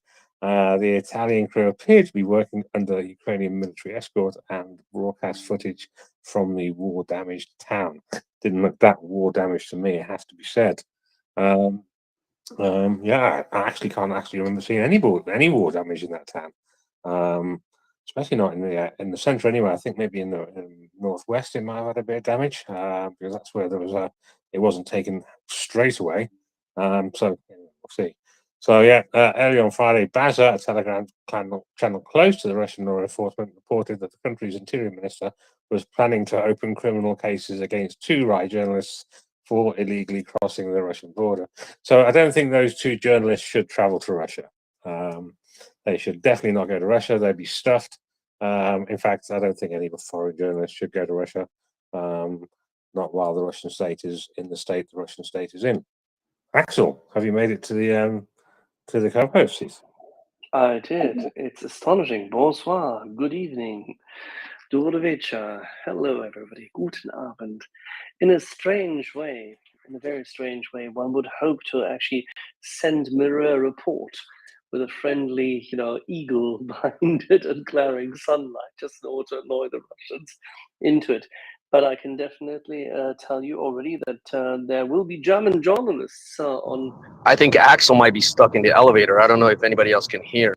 Well, Yeah. Utal, I can hear you, and Shaggy can hear me, and I can hear Shaggy. I can only hear Until connecting. I can only see him connecting. So Until, you might have to. Well, it looks like you dropped down and you're requesting them. Yeah. I think. All right, I think but you can hear me, right? Yeah, I can hear you, Axel. I think there's one MriyaReport co-host who's willing to go to the Kursk region. Just saying, I'm a bit of a wimp, so I'm not going to go there. But the problem is the access. You need to be accredited by the Ukrainian armed forces to get there as a journalist from, say, a reliable journalistic outlet. We'll have a word with our friend in Kyiv as to whether there's any possibility. The problem is, of course, in order to get there, the Italian RAI journalists also have to get through landmine corridors, just like the Ukrainian soldiers. So this is not necessarily something which you really want to do unless you're, you know exactly what you're doing. Fully agree. I mean, I'm not going there. Even if somebody wanted me to go there, I don't think I'd go there. I prefer lying on my bed doing my co-hosting. But Shaggy, just imagine you and me standing, German-British alliance, now that already British Challenger and Leopard 2 tanks are on Russian soil, fighting the evils of thuggish Russian imperialism jointly, together, finally, after the failed possibilities of 1912 to 1913, fending off the Russian authoritarian evil. Finally, we're together fighting these bastards. Just imagine if you were there in your shark costume and I'd be standing pretty. That'll be funny. Well, yeah, I mean, I was thinking of the shark costume. So that bridge that got blown up over Glishkova, I mean, that's an ideal place for me in my shark costume, swimming up and down that river there. That would be trolling of the highest order. I'd be up for that actually, as long as I was protected. If need be, I can wear a helmet which has some horns from a proper cow, you know? Yeah, we'll have to ask one of our Nordic friends for maybe something like that. They might have one of them. Yeah, but cows are currently very much in fashion with Russian tourists, whereas before it was sharks, now it's cows, right? The Frisian male cows have horns. They do, and the cows which nearly got raped by Russian tourists somewhere in Malaysia or wherever that was, evidently had the same issue, right? Yeah, that was Thailand. Yeah, that cow was he wasn't happy. Wasn't happy. And the Russian tourist was even less happy, but he deserved every gorging he got. I mean, seriously. I mean, if you're Welsh, okay, poor sheep, but still, Russians, cows. What are they doing? How drunk must this idiot have been? I don't know. They seem to be into their bestiality, which is all a bit odd. But then the Kadovites and their goats and the Russians and their animals basically. I think they don't have a preference. But yes, it was a bit. I saw the picture. I'm glad there wasn't any video. Saw some pictures of that. Very very odd indeed. But anyway, Well, in any event, at least they're coming closer to their own origins. But there you go, because that's the only thing we have to say. And I'm sorry to say this. I know we are not supposed to do this. We are not supposed to ridicule the Russians as subhumans, which they are not. They are humans, but they are very, very evil ones, and they're definitely pre-medieval, and they are pre-Renaissance. They are pre-Enlightenment, of course, as such as well. But they are very good consumers of modernism. yeah, I just stick an E on the end of human. They're just subhumane. And not all of them, but yeah, they just don't have the humanity that I don't. others have. That's true. We never find all of them. There's no perfection in that regard. But let's just say, I don't really care unless they all, those who are in Russia, unless they all take up arms and rebel. I don't care. Yeah, until there's enough of them to sort themselves out in a nice way and control the ones that obviously that can't be helped. But as long as they don't bother anyone else outside the country, well, that's their problem. There needs to be enough of them, a critical mass, however many that is, to sort themselves out and become better, much better. But I can see that Ben's got his hand up. Axel, should we go to Ben? Who is that Ben you speak of? He's a bloke. I think he's got about 25 minutes left on his on my chess clock to talk. So Ben, click. Thanks, Shaggy. Is this a chess clock that I have? Like, it's not exactly 50-50, which is fine with me. No, this is speed chess. You are missing the game, so you have literally 30 seconds. Well, I'll tell you something. It's no secret that I'm credentialed by the Armed Forces of Ukraine and have a press card, which is how I can film the places I go and go to do the things I do. And, yeah, it sounds like it's a bad place going towards Kursk, but first of all, somebody has to do it. Otherwise you're not going to see the pictures or know what's going on, kind of thing. I believe in the media. But the other thing is that I don't see it as being any more or less dangerous than going anywhere else along the zero line. So if you're going to go to one place, you might as well go to the others too. As long as there is a certain amount of trust that you need to have and, a certain awareness, but it's just part of the job. I know it sounds absolutely absurd. When I started this thing, I didn't think I would be doing these things. I thought I'd stay in Lviv and have it nice. But I realized that it's not really honest to make a film about a war if you don't go to the war. And so so there is somebody. I think there are a few other journalists here that have a card. It's a great card to have, by the way, because you get to go through every checkpoint. and pretty much every checkpoint is fine. And really, if you do it well, you have a lot of access, and you don't have curfew, which is very nice, because anywhere in the country. So when everyone else has curfew, you can still be out. So if you want to get a late pizza, which is not what I do, but you can bring it home late if that's what you want. And the reason for you don't have a curfew is that you need to cover things 24 hours, and sometimes very early in the morning or very late. And so they afford you basically the ability to get around. But the rules are strict, and there have been people, you probably know journalists, who have not followed the rules, and you get a set of restrictions and rules that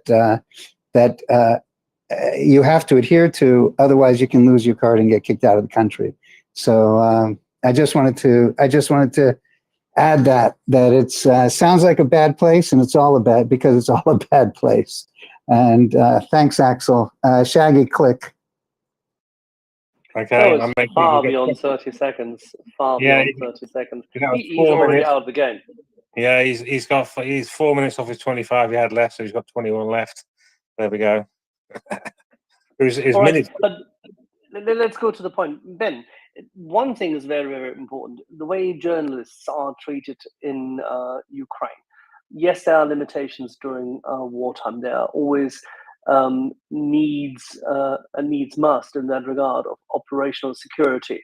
But generally, journalists in Ukraine are treated with, shall we say, great rationality, to the extent that all my friends and colleagues have said so on site. I don't know what your experience has been, but when filming things, you obviously have to be rational. You cannot be filming matters which are necessarily conducive to providing good evidence to the Russians at a later stage, unless, of course, you're part and parcel of an embedded team where it is necessary that you film what's going on, but you just can't project it. You can't just publish it right away. It will come at a later date. But what's your experience in cooperating with local forces, and what the restrictions are? Well, it all depends. It depends. A lot depends on who you are and the relationship you have with SASU, with the armed forces. And so, in my own particular case, you know, it all, and also the other thing, Axel, depends where you are in the country and what you want to do and what you're trying to film, or even be near. So the answer to that is that you really have to, first of all, you have to follow certain rules. Absolutely. One of them is it cannot report on a missile strike or a bomb strike before it's announced publicly by the government, because the government doesn't want that to serve as bomb damage assessment for the Russians, so that they can fire another salvo. And there have been cases that there have been reporting of a strike before the government announced it, and those people were actually, those journalists, their cards were pulled and sent out of the country. In my own case, I've been pretty fortunate that I've been able to film pretty much whatever I want, more or less, with some discretion. Things like, I've mentioned this before, things like, and I want to protect the people that I have given the access. So things like, I don't film things like like where fighting is, or in a combat area where you can identify the location. So things like a hill or a body of water, or so if I'm filming a tank, for example, and it's near a body of water, the body of water is out of frame, or we might film it, but we don't ever show that body of water. Sometimes we film things that we're told you can film it, but you can't really, it's embargoed, basically, a journalistic term. You can't show it until— It's also a matter of the angle into the sky and what therefore can be identified easily, right? Yeah, I mean, you have to think about what can be identified, and the press officer sometimes, or they'll say like, and they're watching out also, and they're saying like, you can't do this, you can't do that, and some things is you can film this, but you can't release it until after we leave here. Like if you film, let's say, the exterior of a safe house for whatever reason, can't, and because you want to tell the story at some point, and it depends if they trust you or not, if it's a relationship or not. And I have a long-standing relationship now, with a track record. So they say it's okay to film this, but wait until we leave here, and we'll tell you when and before you do it, tell us, and we'll tell you if we're not here anymore, sort of thing. In terms of, and so it's very, there's a lot of trust involved because your life is on the line too, and their life is on the line, but they need to get the story out. And so what I've mentioned before, Axel, is that many soldiers don't like journalists around at all, because they have a job to do, which is to be a soldier. It's the press officer of a brigade and the commanders. Sometimes they feel it's important to have the story told, or for whatever reason. But generally speaking, and many commanders don't want you around at all because they consider you also like a security risk and black cat. I mentioned before, Axel, that there was a situation where I wanted to film, and the commander said, journalists are black cats. And last time we had a journalist here, our position got hit. And he said, right or wrong, we blame the journalist. So all you guys are black cats. We don't want to have black cats around.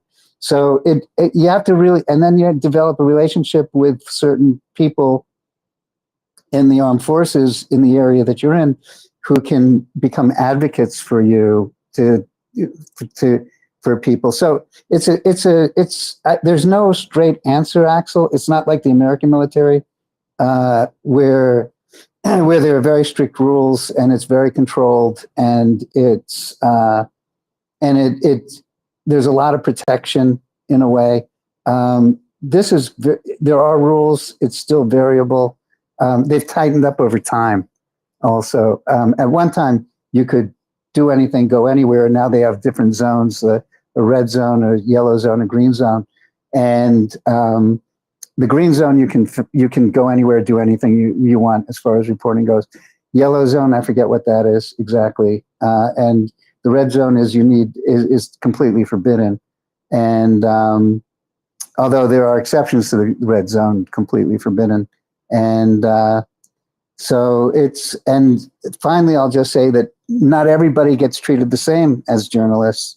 You kind of have to prove that you're worth it, and that you're trustworthy.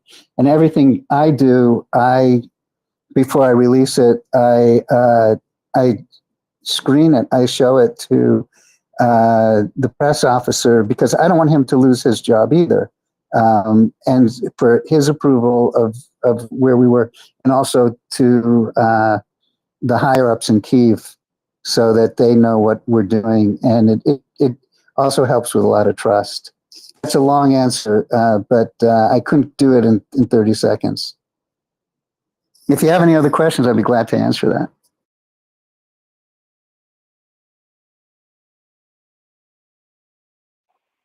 All good, all good. The reason why I brought this up is so that you could extol the virtues of the interaction between the ZSU and the pragmatic handling of this, because it's not suppressing information, it's not suppressing the truth. On the contrary, what it is protecting the lives of those, both civilians who might get hit by a double whammy and by a double tap, as well as those who've been protecting the civilians, be it the first responders or first and foremost the ZSU itself.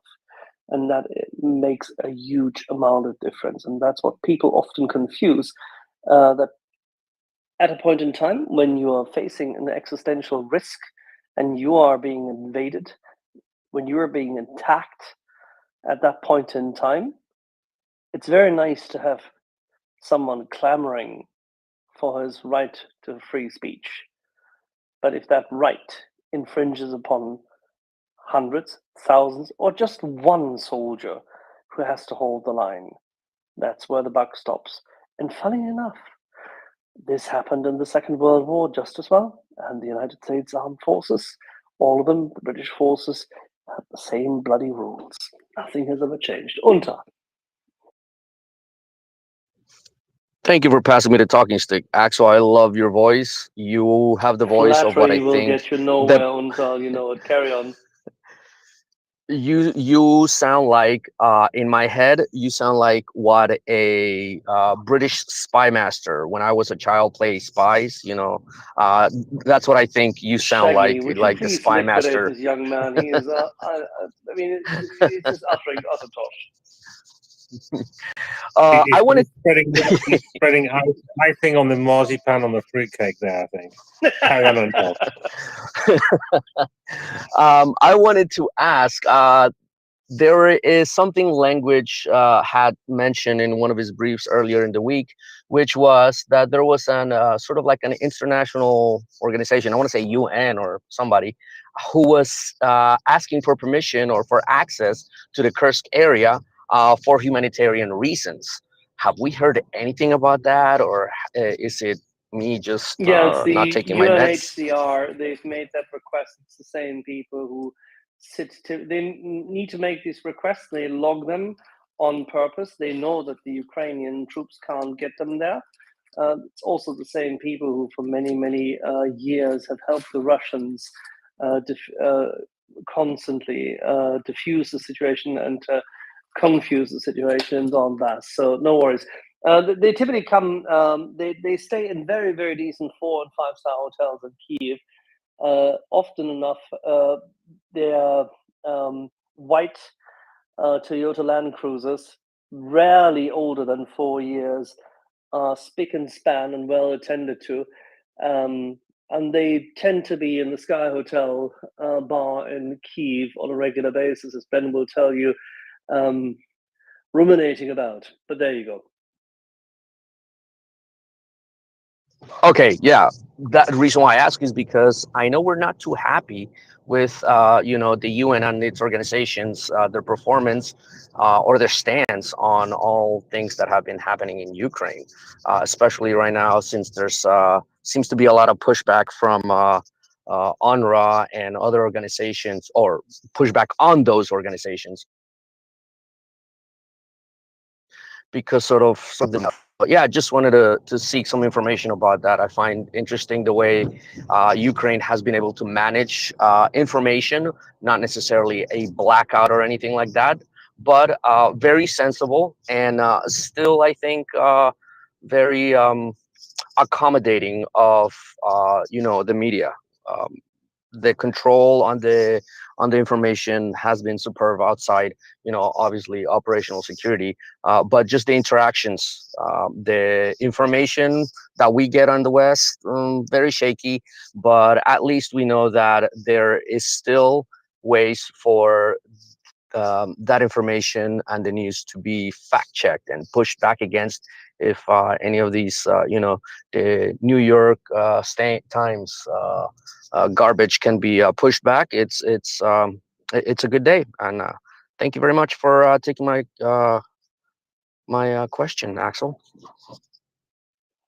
There you go. Ben, how do you like the white suburban Land Cruisers in Kiev? Yeah, well, you've heard, you know, you're right about that.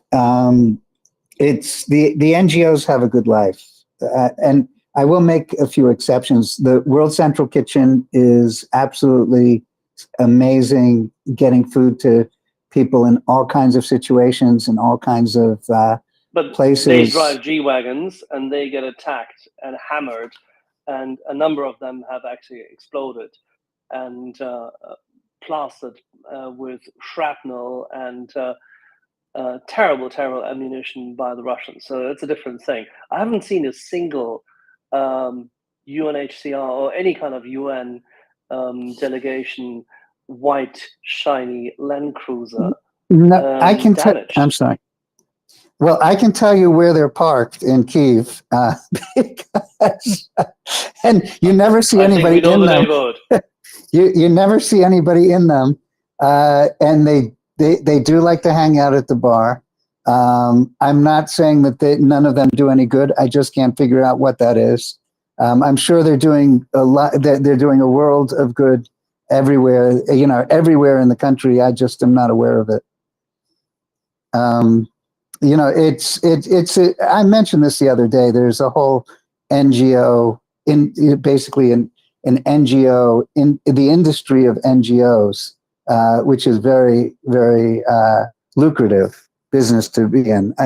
Being an NGO in a conflict zone or where there's a disaster is a very lucrative business and lasts only as long as the money that it's in the headlines, and then the NGO is off to the next crisis area with beautiful presentation and marketing for whatever the next crisis is in the world.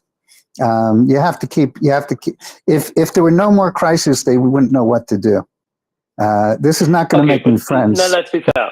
Let's also be fair, because I do have a friend who actually works at one of those organizations just as well for the World Food Program.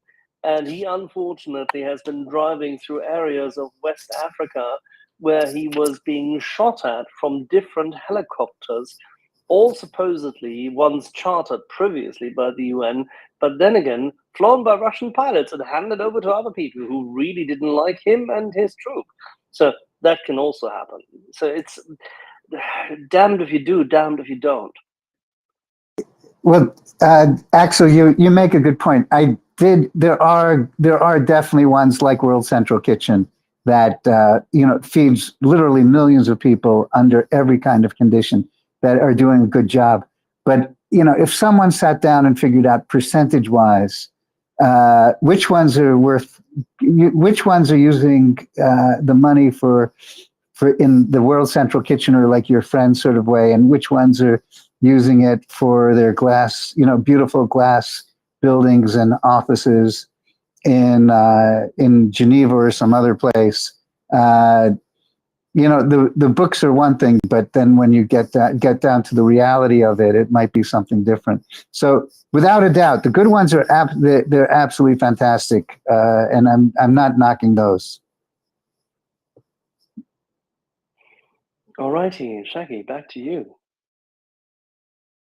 By the way, in the background, you can hear, of course, it wasn't me. Exactly. I played that just before. Thank you for that.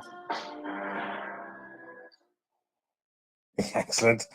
Sometimes it was actually me, I have to confess. Occasionally. So, Bearded, I don't know if you're there. I just read a message from you from a little while ago. I don't know if you can get up or not, or whether that's an old message. You look like you are up on the speaker panel, though. I know you're still probably imbibing on coffee at the moment. But yes, I'm just reading some. Axel, I don't know if you've heard that horrible news or hopefully not seen, but heard about that video of that the Russians, Kadrovite, I think it was, beheading some Ukrainian or Ukrainians. There's a bit of chatter on that now. I think it's just obviously being horrible or disgusting. I think they've done it just to rile up the Ukrainian armed forces. It's a classic terror provocation. They want to find ways to, as you just rightly said, rile up the ZSU troops. Fortunately, they are tremendously professional, and let's keep it at that. Yeah, exactly. Apparently, it was Kadrovites on there from the I think it was the 155th or something. I'm just reading through some stuff now.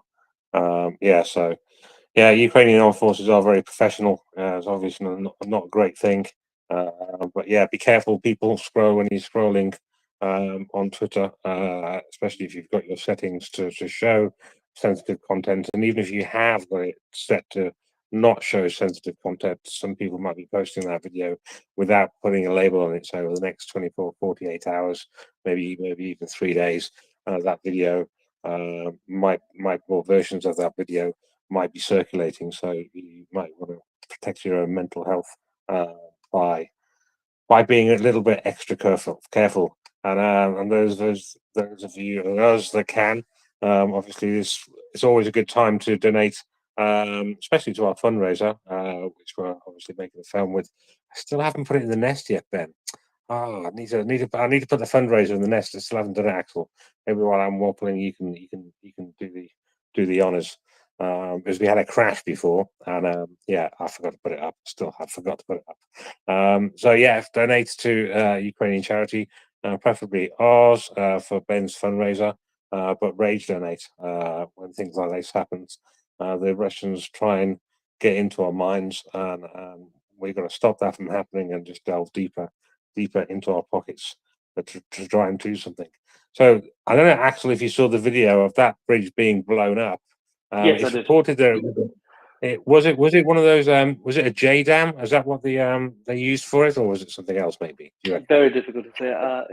I would think that this is more of a in terms of warhead. This looks like an air-to-ground missile, to be honest. But equally, it could be a HIMARS shot Gimler array, because you couldn't see, and there's no real visual as to the impact craters, so you can't see the holes. But it seems that they hit that thing more than once, because otherwise, why would it break diagonally? But it's speculation, so it doesn't really matter what it was hit with. It was hit with perfectly. Yeah, it was something that was big enough to get that to end the life of that span. What was interesting is, I don't know if you got any views. So before it actually went down, there was a picture of 4 holes in that bridge, really in a quite nice grouping, actually. I didn't say that. If that were the case, then it would that would be an argument for Gimlers. Yeah, oh, maybe it was them then. But there was these 4 holes in the bridge, and they were like almost like a perfect square. I thought it was really quite good, actually. It reminded me of the bridge over from the Novakhovka bridge. I think it's the Novakhovka bridge. That big No, you bridge mean the Antonovsky, where we had the all those, Antonovsky. the Antonovsky, where we had all those wonderful holes, and then finally it went to. Yeah, but you see, this is the point. The Ukrainians do have capabilities, and they have them at hand, and they can use them there. The problem is that they can't do it another 100 kilometers further deep into Russia, where they should be doing it, in order to stop the Russians to mustering strength to relieve their frontline Hitler use. You know, because at the moment they have what 16 they caught 16, 17, 18-year-old cadets who've been sent there, who were training there. Some of them had been in camps weeks beforehand, and then just had been, mustered up, camouflaged, given guns and the likes, and sent there. I mean, the level of insanity in that regard, it reminds you of the Battle of Aachen, where the Nazis sent more than 12,000 Volkssturm people, very old men and very, very young boys into battle. Of course, the Ukrainians can pierce through this. And as we hear now, and that's the good news, both yesterday, late in the evening, as well as today, and especially in the later afternoon, news has broken through yet again that the Ukrainian special forces and a couple of strikers are making huge inroads, and the Ukrainians are going very, very deep into Russia, much deeper than anybody could imagine, and much deeper than what you currently see on any map published yesterday based on data from 2-3 days ago. They are very far ahead, and they're taking out targets, infrastructure, relevant military infrastructure, communications infrastructure, railroad infrastructure. They're taking it out. They are rounding up, by the way, also officers and relevant military personnel of the Russians, and they're taking them hostage. It's, I mean, to the extent that they can. I mean, obviously they can also shoot the fuckers. That's a technical term, by the way, the shooting. Yeah, so there you go. They're making huge progress. Yeah, they are. They are. I've just sent you that picture of those four. Really quite nice grouping on that bridge before the bridge actually went down. Another thing, pretty fat because holes that looks like. Yeah, that's Gimler's. Okay, all right. There was a really, I mean, the aiming on that looks awesome. Actually, I like that a lot. Yeah, I mean, with that bridge taken down, I had a look at the map. So that's kind of in the northeast part of the town. Well, just at the edge of the northeast part of the town. That's the only bridge over that river for really quite a while. It's very rivery around there, quite low lying. So apparently that means some other reports are in saying that all the troops in that town are basically cut off, and that's 700 troops that could be cut off. That would make a nice chunk if they all surrendered rather than did anything else. That would be a nice amount for the exchange fund, which I think must be getting on for at least 2,500, maybe 3,000 by now, maybe more than that if they all gave up. It would be great, obviously, to try and get as many Ukrainian POWs and detainees back from the Russians as well during these apparently ongoing negotiations. However, I see that Bearded Brit has coffeed himself up, and I'm waiting to hear. I can't remember if it's frogs or birds at this time of the day for you. I think it's birds, isn't it? Frogs is at night. Bearded. Coffee, sir. I'm English, sir. It's Of course you breakfast drink tea. blend. There's no Thank you very alternative much. to tea. So there you go. I said that just to wake you up a little bit more, Bearded, with a bit of adrenaline rush there. No, carry on, Bearded. Yeah. It's encouraging to see that the Ukrainians are potentially blocking avenues of advance and the like. Fair play to them. Absolutely great. This is just condition setting based upon how they think the next phase or two of this campaign is going to play out. Now, from us, yes, this could be a counter mobility event in order to do ... Who knows? We'll find out. Maybe it's the encirclement and capture of these people cut off. Maybe it's to create a natural river obstacle for the Russians to deal with. Does that protect their particular flank there? Or is this in order to prevent penetration for them to go and do something else? So I look at it as shaping at the moment, shaping and setting the conditions for whatever the Ukrainians have planned to do next. They are fighting their battle, understanding that the Russians are going to interdict, and they've most probably had a pretty good go at second and third guessing in the wargaming phase, how the tactical pawns need to be maneuvered, which is not going to make sense to us because we're not looking at the master plan. But yeah, encouraging. Axel. I was just about to say, tip you off in that regard. This is a great phase where, on the one hand, they're in exploitation mode.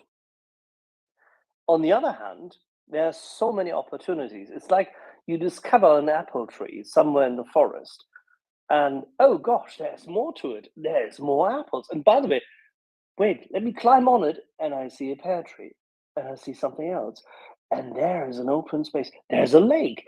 They see so many opportunities at the moment, and if they can manage and say their troops and remain disciplined and have enough capabilities in terms of SOF and say reconnaissance troops and rangers, they can exploit this much further. I mean, at the moment, they seem to be about 25 to 30 miles beyond the advertised lines of contact. There's a very soft area or a gray area where they are, and they go very, very, very deep. You wouldn't be surprised to see them about 80, 90 miles into Russia by Sunday, meaning not the whole troops, not the whole line, not everything, but individual units who know exactly what they're doing, who are extremely well prepared, and who won't get caught.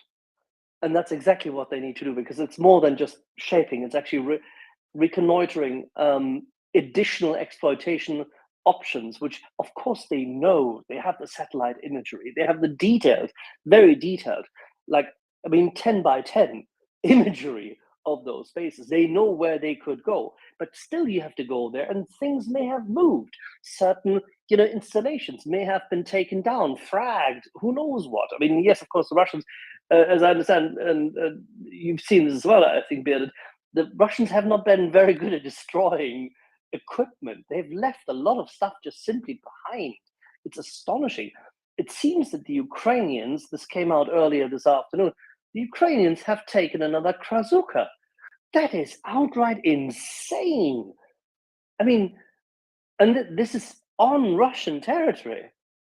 That's grand. It's fantastic, because this almost likely will be a Krasuka, which is 2 years down the road, slightly more developed, has different programming, different capabilities, different components, and this is important. The EW capabilities of the Russians have evolved, and now we the Ukrainians, the free world, has more access to what they have been doing. So the jamming, which has been successful, they can extrapolate, they can go further with it. That's tremendous. I think they're doing great. Oh, without doubt. And there's nothing that will put a wry smile on myself and Tim Sennett's face is our interpretation of what sort of forward reconnaissance, stay behind parties, recce matrix they would have put in place to undertake what you said. And yes, confirmation of targets or whatever requires a good, experienced and capable force to not engage unless they have to. They've got third parties to do that on their behalf. So very encouraging in that regard. And as for the EW component that the Russians have been complaining about, get with the program, people. This is what operational planning and the operational art does. It brings every effective tool you have in your toolbox, and it gets brought to bear at the appropriate time, at the appropriate place for you to achieve effect, thereby minimizing, hopefully, casualties to yourself, but maximizing that effect that you're trying to undertake during maneuver. And we've got to keep reiterating that. Ukraine set the conditions for them to be able to demonstrate an ever-increasing confidence in taking ground through maneuver. This is one of the biggest things that have wrong-footed the Russians, because we are seeing, as you've said, Western equipment being used on Russian soil, and it's achieving effect. It's encouraging, Maxim. What do you think about the way they've now taken on the stuff which we've discussed a few days ago when I don't know to what extent you followed this. Chuck and I had about 3 minutes to talk about this, that we thought that they would try to find a way to connect the front line along topographical lines such as the river, along to the from where they are at the moment, Korenovo and then Korenove, and then further to the west, first and foremost, cross over the river, find a way to get across the elevation as a ridge with forests and the likes, and then tie the border line up in direction of Rilsk.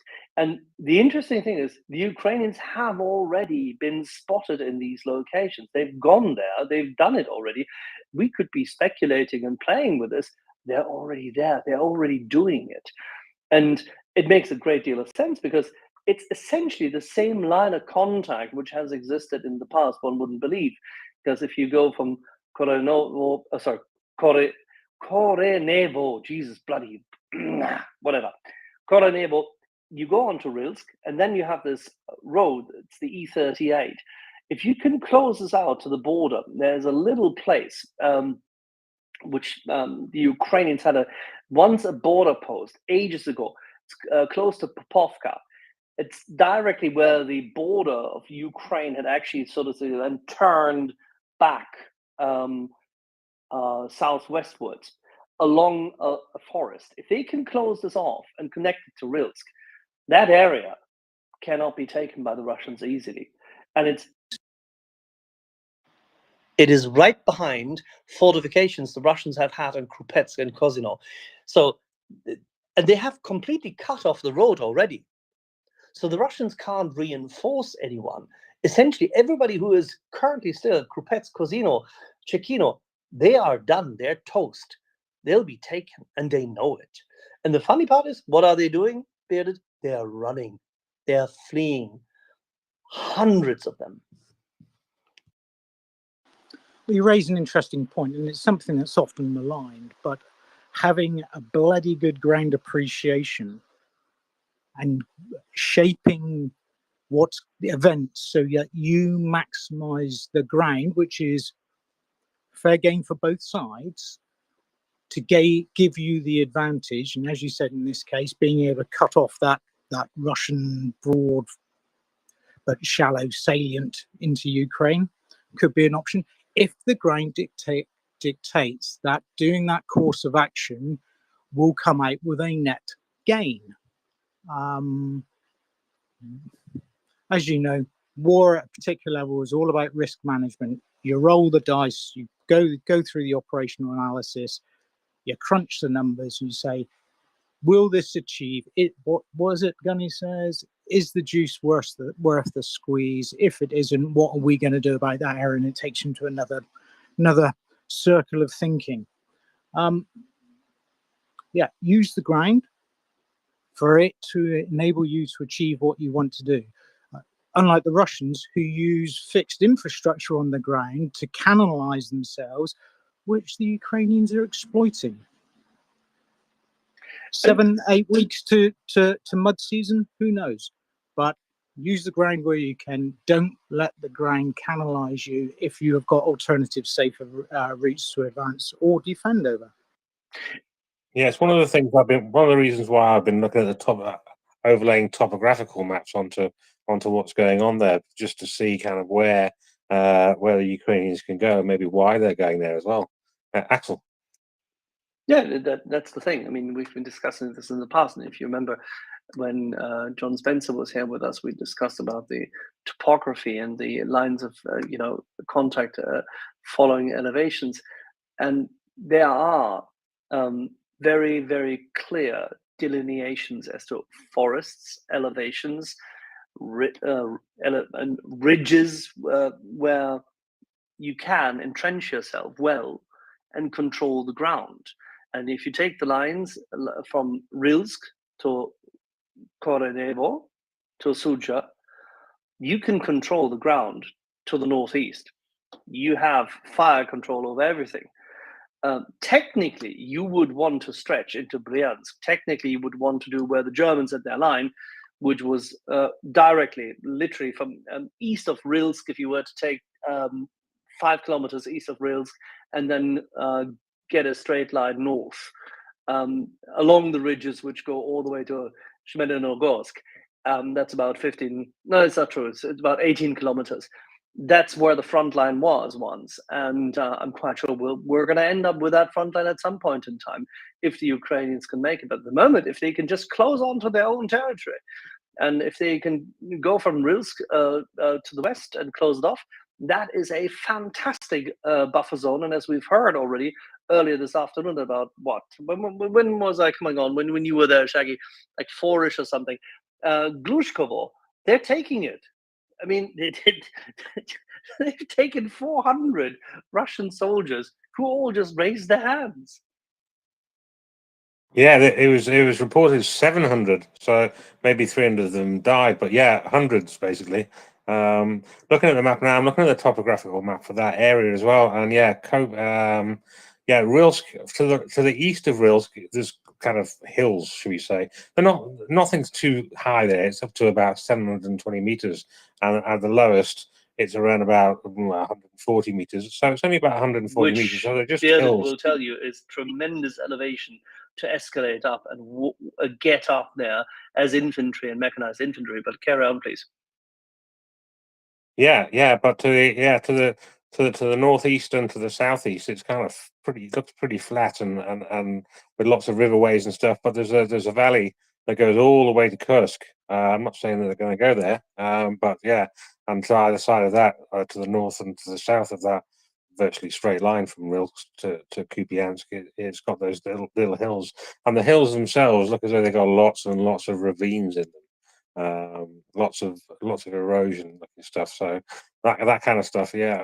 I mean, I'm not military, as you know, but kind of for concealment and stuff, you can't really get. I don't think tanks are going to go up and down those ravines, are they, Axel? At least Well, not they're across them anyway. fortunate. Maybe a They're couple of not them. ravines, but as Bearded will no doubt tell you, you can do a lot with a tank, but the problem is always if there's waterways in between, because then at some point in time, if these waterways are too wide, and unfortunately the Reka Seine, the one where this bridge went across, which has now been terminated, and where the Russians have actually tried to bridge across it also separately, the Reka Seine is already wide enough that you would need, say, bridging equipment. Bearded, please.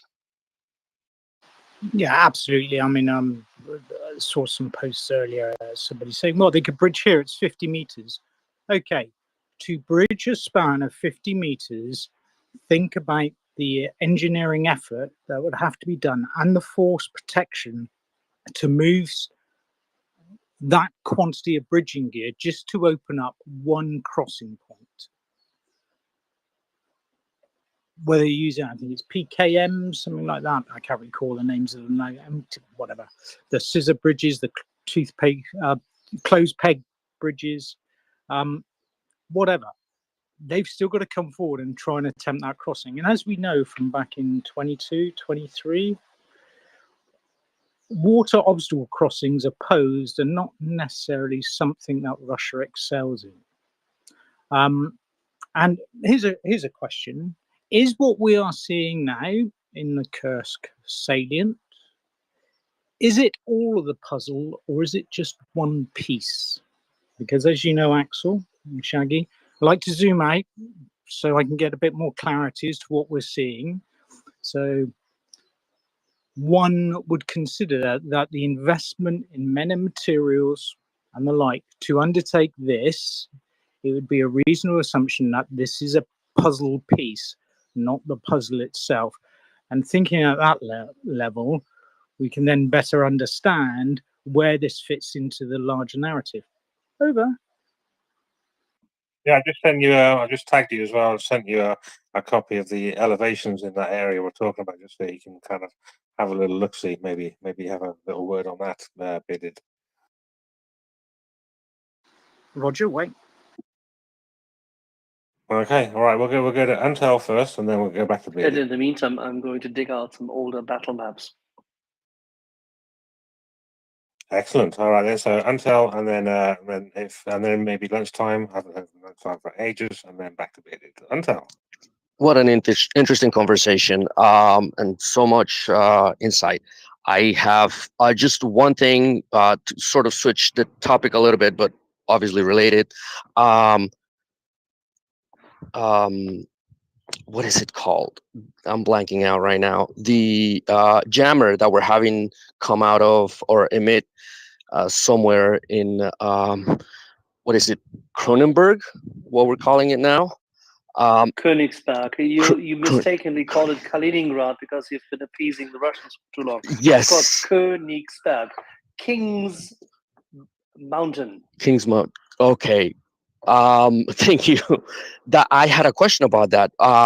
Do you think that's fair game within the context of Ukrainian fight? And also, who is more prepared, or who is more politically inclined to actually punch the Russians now that they're down?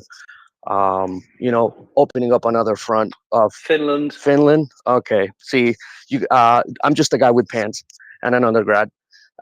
So this kind of information doesn't really reach me or my peers. And I'm trying to sort of accommodate and be able to explain a lot of the things that are sort of related, somehow interconnected with basically what our adversaries are doing, mainly Russia. Thank you very much for clearing that up. That was my question. No worries. By the way, Bearded, I'm looking here at a map from the 26th of August until the 17th of September in one specific year, where essentially the 46th part of the Heeresgruppe Süd at that point in time was standing exactly at the same and looking towards the Rilsk. The area around this is swampy, so there hasn't been much rain at the moment. It's fine, but as soon as there's some rain at the which is expected to be the case at the end of August, turning of September, you will have to have taken that ground. If you can take Rilsk and consolidate over to Gluchov before some rain comes up, you're good to go. You need to take the heights, you need to take the line Gluchov, Rilsk, Sucha, and then you're fine. Yeah, judicial use of the ground for you to achieve your effect. And if it's to turn the lower ground into a quagmire for the enemy to have to advance across, preferably in open ground, okay, fair enough. Back to you. Yeah, cheers. Let's go to lunchtime. Hello, Shaggy. It's good to see you back on MriyaReport. I haven't seen you around for a while. Really interesting discussion, but I'm not military either, and I got a bit surprised by a video of of Russian women looting Russian homes in Russia in Kursk. Jane Kiev posted this about eight hours ago, and Ukrainian soldiers are confused trying to figure out what's going on. I wondered if the panel had any thoughts. Yeah, it doesn't surprise me. Slightly surprises me that it's Russian women, but then I don't know why I'm surprised by what some Russians do. There's some I kind of joked a few days ago, maybe a week ago now, that there's some Russians who are accepting being evacuated or are evacuating themselves, and the Russians that aren't accepting evacuation are going to be the ones who are staying there to loot. There's apparently 10,000 rubles on offer by Putin for those who evacuate, and maybe the ones who stay for the looting think they can make more money looting than they can from the Russian state.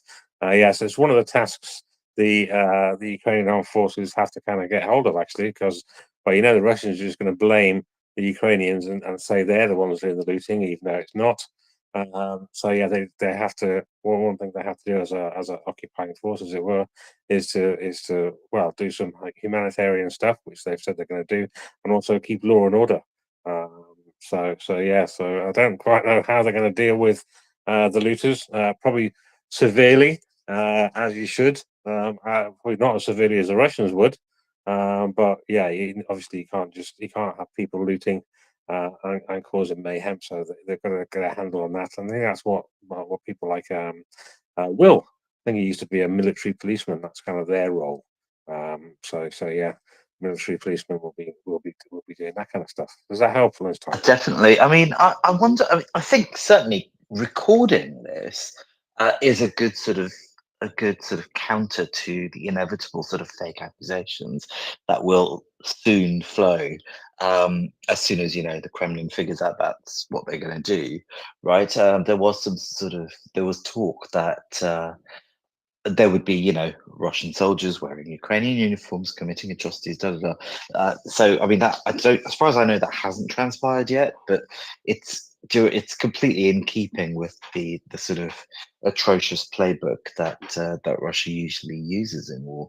So, recording this sort of thing, and it's just what surprises me is it like some sort of inbuilt thing that we must now loot?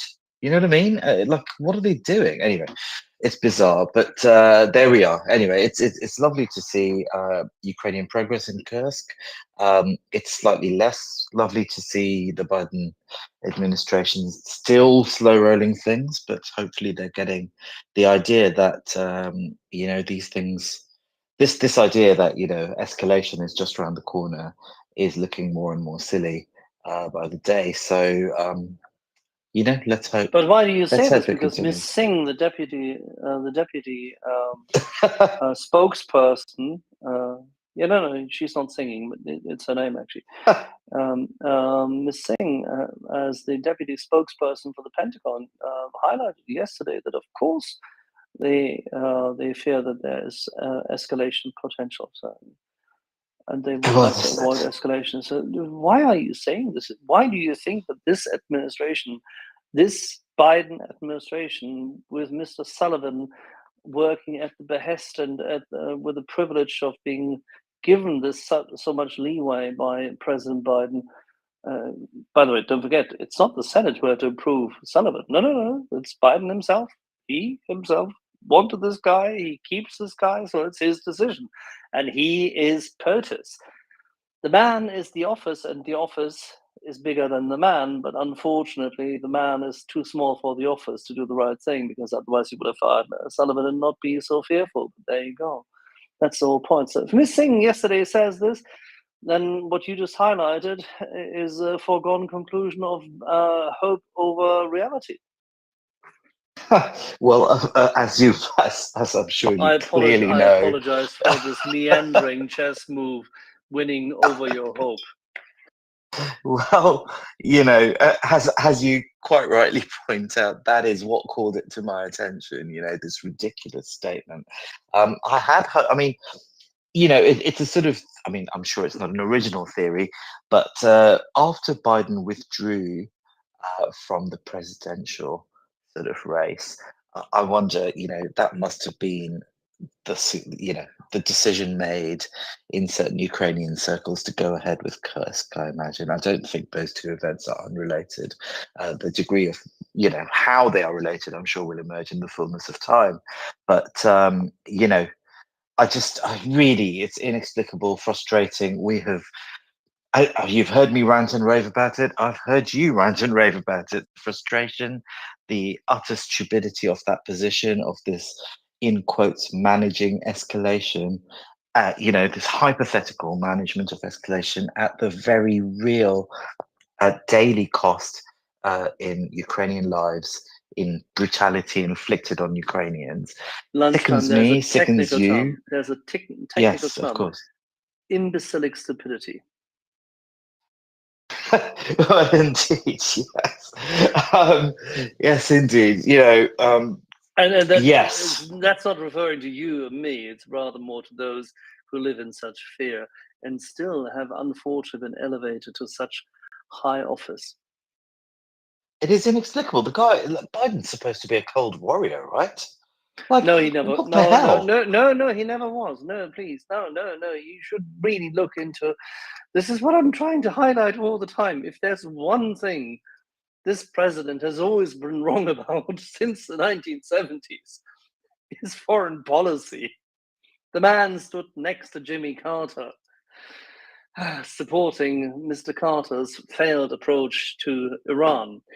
The man stood next to Jimmy Carter when he had shut down Zbigniew Brzezinski's, who was the national security advisor at that point in time of Jimmy Carter, by the way, and a very decent man and a hawk. And he shut down Zbigniew Brzezinski's approach to force the Germans not to invest in the Urengoi field and therefore consolidate the Russian gas extortion machine, which they had worked on since 1968.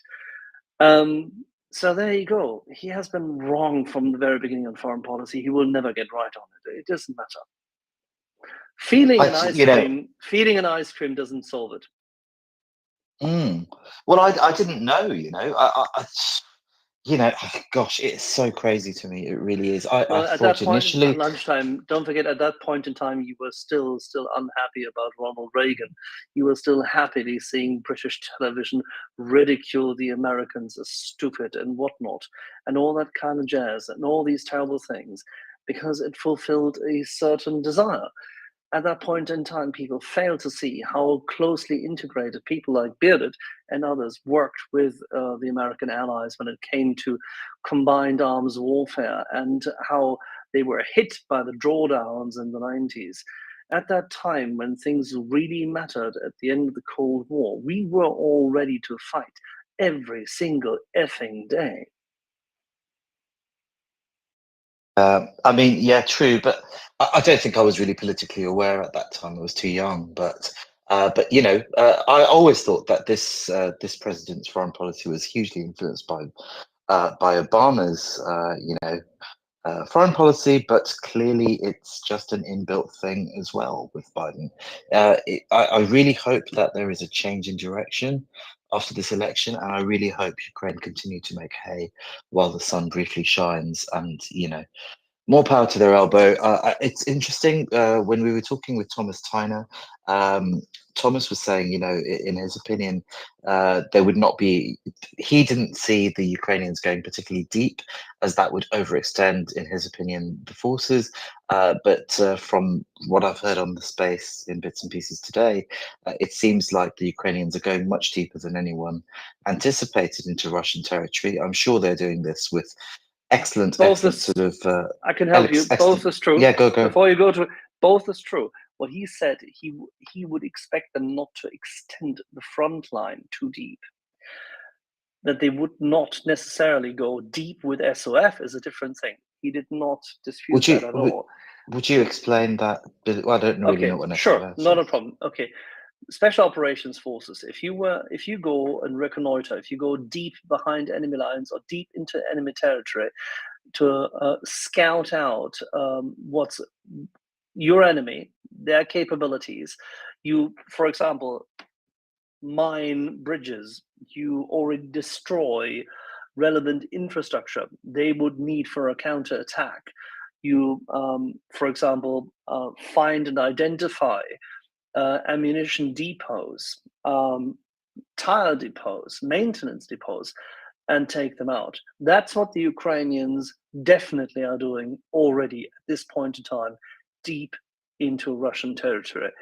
So that's what we're highlighting, that they're very, very far deep into Russian territory at the moment, and they are taking their chances, and that's grand. That's another form of exploitation. What I tend to believe both he and Mick Ryan are right about is that it makes no sense for the Ukrainians to occupy too much territory because it's hard to hold. There are, however, topographical opportunities, topographical and therefore elevation and fortification opportunities they can take where it makes sense to hold some of the territory for a later stage.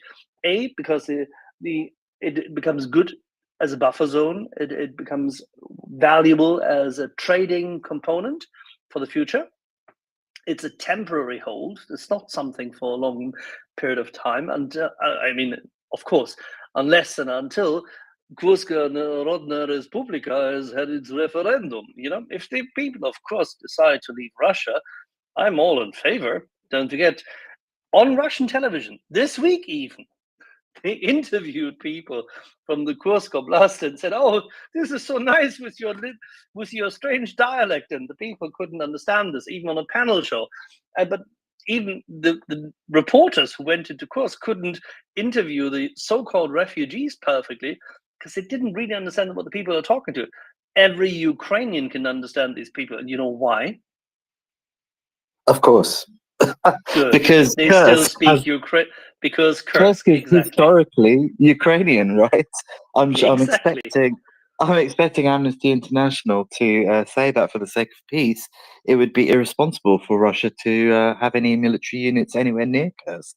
And for the If sake only of the United Nations, were already there to. We need to protect the minority, the evident sovereign rights of the minority of the Russians need to be protected in Kursk because there's a Ukrainian majority, isn't there? I'm sorry, turn it around. But that's the whole point, the silliness of all of this. But at the same time, the temporary hold over a region which you can entrench, fortify, and use for what is a forward deployed defense, that makes a lot of sense. And it's just hard to hold because the problem is that you need to have the supply corridors, roads, as well as railroad. And for that, in order to capture those supply routes, they would need to go through Rilsk. They have to take Rilsk and they have to go further to the northwest from there to make sure that the road back into Ukraine is safe. The same thing they have to do in the south east of what they've taken thus far. They have to take more territory in Belgorod, and I would venture a guess they'll go around Belgorod if they can. If they're really smart, they go around Belgorod, shock them to the bone, and then find a way to take off Vovchansk with a second sickle cut. But there you go. Alrighty. I have one last, at the risk of monopolizing, Axel, I do have one last, very short, quickly answered question, okay? If that's all right with you. And that is, Jay in Kiev, I'm sure you've seen this video, the bridge being blown. Some people are saying that's a J dams. Do you agree? No, I don't. We had the question before, and I don't think it's necessarily JDAMs. I think that what Shaggy highlighted and others said beforehand, that this bridge has been prepared by Gimlers, and then it could have been taken out by pretty much any kind of missile. It doesn't have to be a JDAM.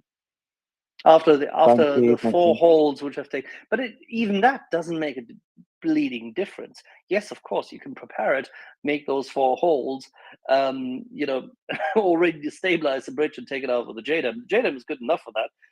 Whatever hit that thing at the end after those 4 previous pinpoint hits, whatever hit that thing was hard, was intense, because the way this thing has broken, and if you see it later on, how this is disassembled, that's a massive additional push. And the Gimlers definitely only destabilized it first. So there you go. Thanks, Axel. Amazing. Okay, I won't monopolize you any longer. Thanks again for the space. That's all right. That's what we're here for. Shaggy, tell me, who was first? Who's on first? I think it was Fancy, because he's been having trouble getting up for ages. So we'll go to Fancy, then Phil. Thank you. I just dropped back in after I had troubles in the past and were listening to podcasts because I couldn't come on. And now I hear lunchtime on. Long time no hear. I just wanted to jump up and say hello. It's always a pleasure to hear you. And how fantastic, right? That what Ukraine has achieved despite all the slow trickling help that always has been coming. I think both of us wouldn't have expected Ukraine to be there where it's today, kicking very strong. And we can learn a lot from them. But great to hear you, Lunchtime. Likewise, lovely to hear you, Fancy, and thanks. Yeah, isn't it amazing? It's just so amazing. I'm just watching this bridge being blown up, and I can scarcely believe it. It's incredible, really. Great to hear your voice. Excellent. Right, Phil. Oh, yeah. Oh, okay. I just had a quick question, kind of on the topic that Lunchtime brought up about the escalation, de-escalation management. Jake Sullivan and Joe Biden are afraid of their own shadows. We know this. So my question is, what is going on with Great Britain and storm shadows? Because for a while with Ben Wallace and Sunak, they were like, yeah, no, you can use storm shadows wherever you want. There's no restrictions. But then the article came up from I think Kiev Post or Kiev Independent that said that Zelensky said, no, Great Britain is holding us back. They won't let us strike in Russia with storm shadows. And then again, Ben Wallace said, no, that's not true. Just, I think the other day, you can hit with storm shadows. There are no restrictions. We said this the whole time. So is it the United States and, Joe Biden and Jake Sullivan who have, fear of everything, including their own shadows? Are they blocking the Ukrainians from using storm shadows, which weren't even given by the US? Yes, the answer is very clear and very simple. The statement has been made already by a number of sources in Europe that the Biden administration has called upon its allies, but it has specifically called upon President Zelensky, telling him that he should not demand, or if not demanding, then at least not employ whatever has been offered to him in terms of extended range missiles unless he wishes to risk the support from the United States. That's just what it is. But there you go. And Phil, please don't tell me that you're surprised. Oh, not at all. I mean, that was my kind of theory, like that we were blocking other countries. I mean, both the Storm Shadows and the what is the French version of it? I forgot what they're Scalp. called. But I mean, they had they had plenty of those to be able to strike, the bridges, Yes, absolutely. supply depots, whatever is needed. And they didn't, because they were told not to.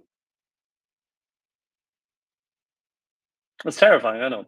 Alrighty, and with that, I have to say good afternoon to our friend and colleague, Jakob. How are you doing? Very well, thank you. It's been a while. Good to be here. Good. Did you manage to get rid of all your guests?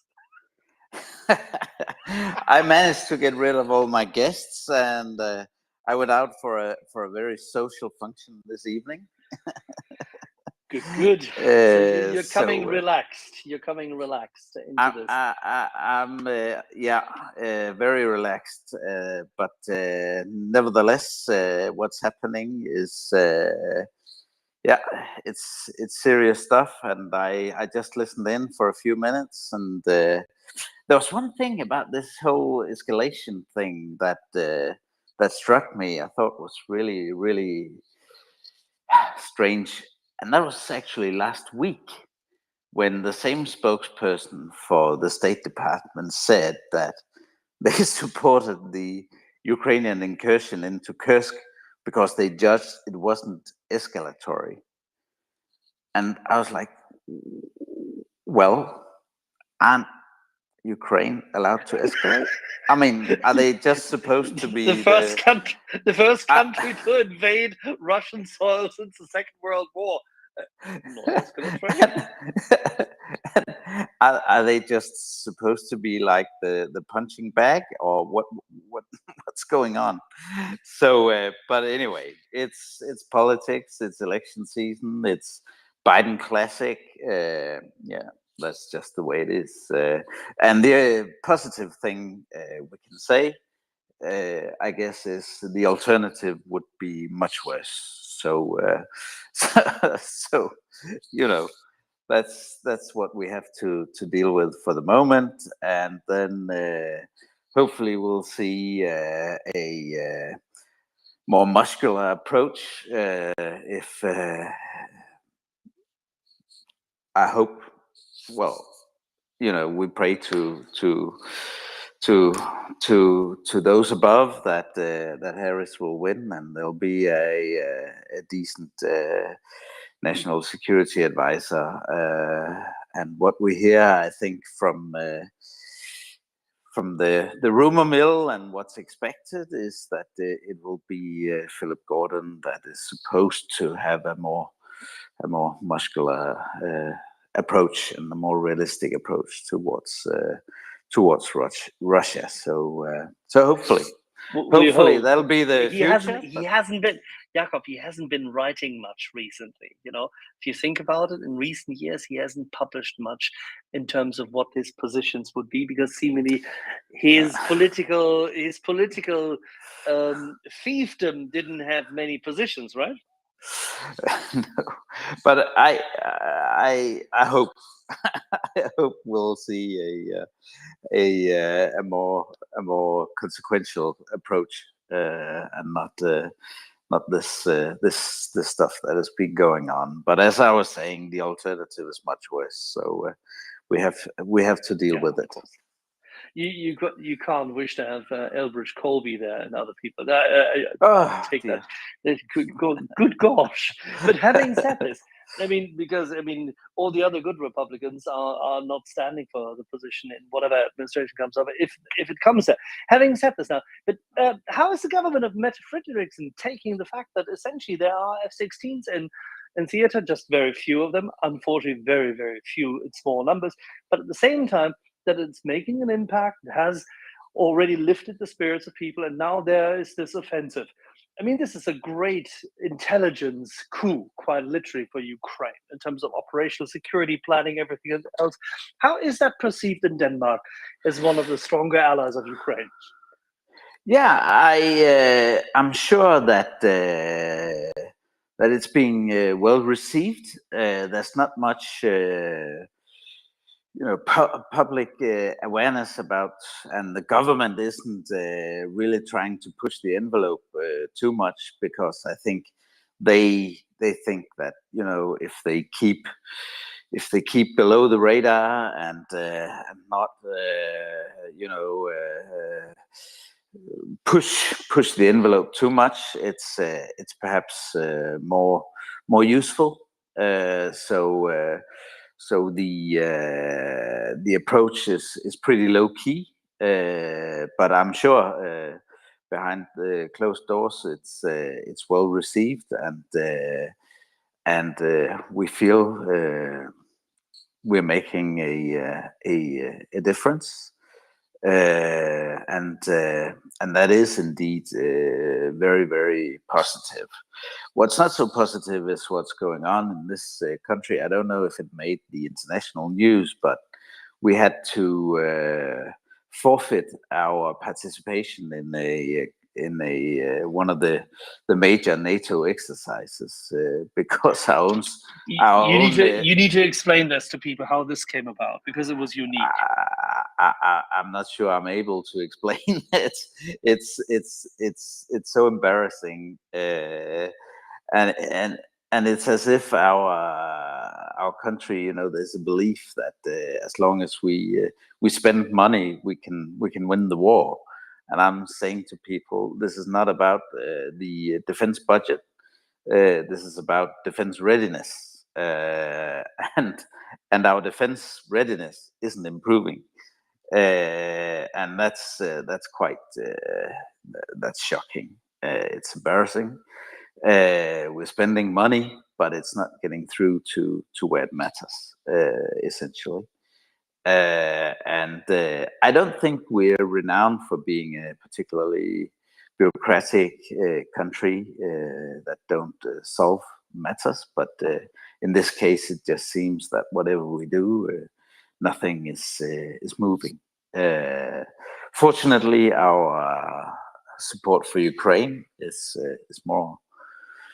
more efficient, but domestically it's a shambles.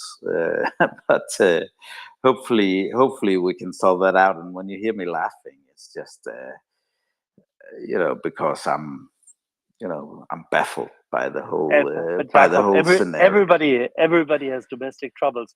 This was just pretty painful because everything seemed to work so well, and then comes a hiccup, which is just this would not have had. You would not expect if Moldova were to join NATO. Yeah. This could happen because they have it hard, it's difficult, they don't have the organization capabilities, lack of budget, all that kind of jazz. Yeah. But for Denmark, a fully integrated member, a strong member, highly educated, great navy, good military intelligence, lots and lots of great people. That's unique. And when I'm in Danish media and I'm being asked about it, it's like, you just seem in spite of my age, my hair isn't graying, but it's thinning, and I almost feel my hairline is thinning by these things. It's just terrible. But anyway, that's a sad state of affairs, and hopefully by next year we'll see some improvement. But I don't know. For the moment, all I can say is we're not really a country that you wanna go into war with. We'll take it. We'll take your navy. Your navy's fine. Yeah, underfunded. Still lacks weapon systems that make a difference. But hopefully we'll get there soon. There's awareness at least, but it's not at the sharp end. We're not seeing any results as yet, in spite of all the just the like your political big statements. just like your big southern neighbor. yeah, exactly. But I mean, there you have budget constraints, and you can see all the politics going on. Here we've sorted out the politics, and the budget is there, and we're not managing to solve the bureaucracy, and it's just embarrassing. I mean, we're a small country. It shouldn't be that hard. And still we can't get any improvement at the sharp end of things, and that's just an embarrassment. But hopefully we'll get All right. there. I'm sure that there's things going on. We're a country where, due to budgetary drawbacks, a few years ago, our defense chief, our rank in general, was stripped of the authority of personnel and of supplies, etc., etc., and that's been enrolled in the bureaucracy in the Ministry of Defense, and it's just an embarrassment. And I've been on TV and I've said, just get a clear C2. That's what our officers understand, and that's the recipe of making a quite a simple military bureaucracy work. And once you screw that up by calling in consultancies, etc., and making all these new organizational charts by civilians, you screw it all up, and that's essentially what's happened. And that's a sad state of affairs. From what I know, the Minister of Defense wants to change it back. We're at a stage now where we're having, the commissioner for the EU needs to be named, and we're going to see a reshuffle of the government, and then hopefully after that they sort out the defense ministry in organizational terms, how the defense ministry and the defense is going to be organized, because that's shambolic. So how are your Joint Operations Command chaps and the commanders of the army? I mean, Boysen and Ryberg and Hildegard, they can't be happy with this. I mean, this is impossible. If the generals don't know who's in control and who is allowing them to of personnel, what, procurement, etc. Yeah, and I think everyone knows what the problem is, and no one has got the guts to deal with it at the moment, because there've been a lot of bad cases, and then politically, if you give the defense more authority, then everyone is afraid there'll be more, bad press on procurement scandals, etc., etc. But it's the other way around. Many of these scandals are happening because there's no C2, and it's just a big mess.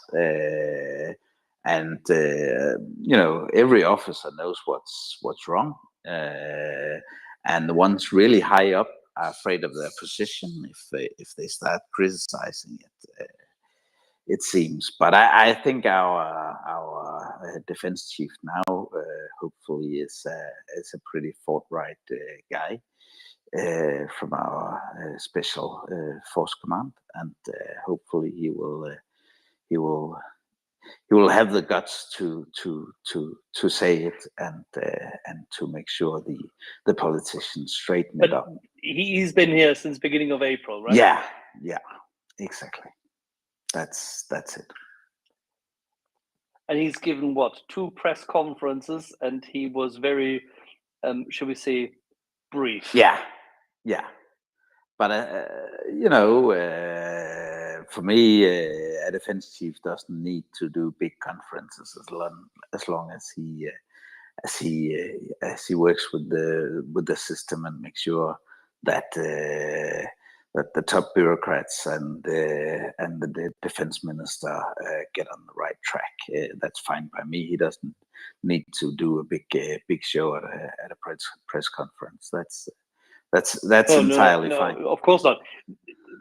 What I was highlighting is his predecessor was a lot more in the media. Yeah. And that's some of the ghosts that are really making these changes troublesome because folks are afraid that all these bad cases and scandals they won't stop. And what I've said publicly is they might continue, and whoever's responsible needs to carry the responsibility and just get that C2 structure in there and make the military work again and cut through all the bureaucratic nonsense. And that's the only way out of it. And not talk to fancy consultants about some fancy organizational charts that don't work. It's as simple as that.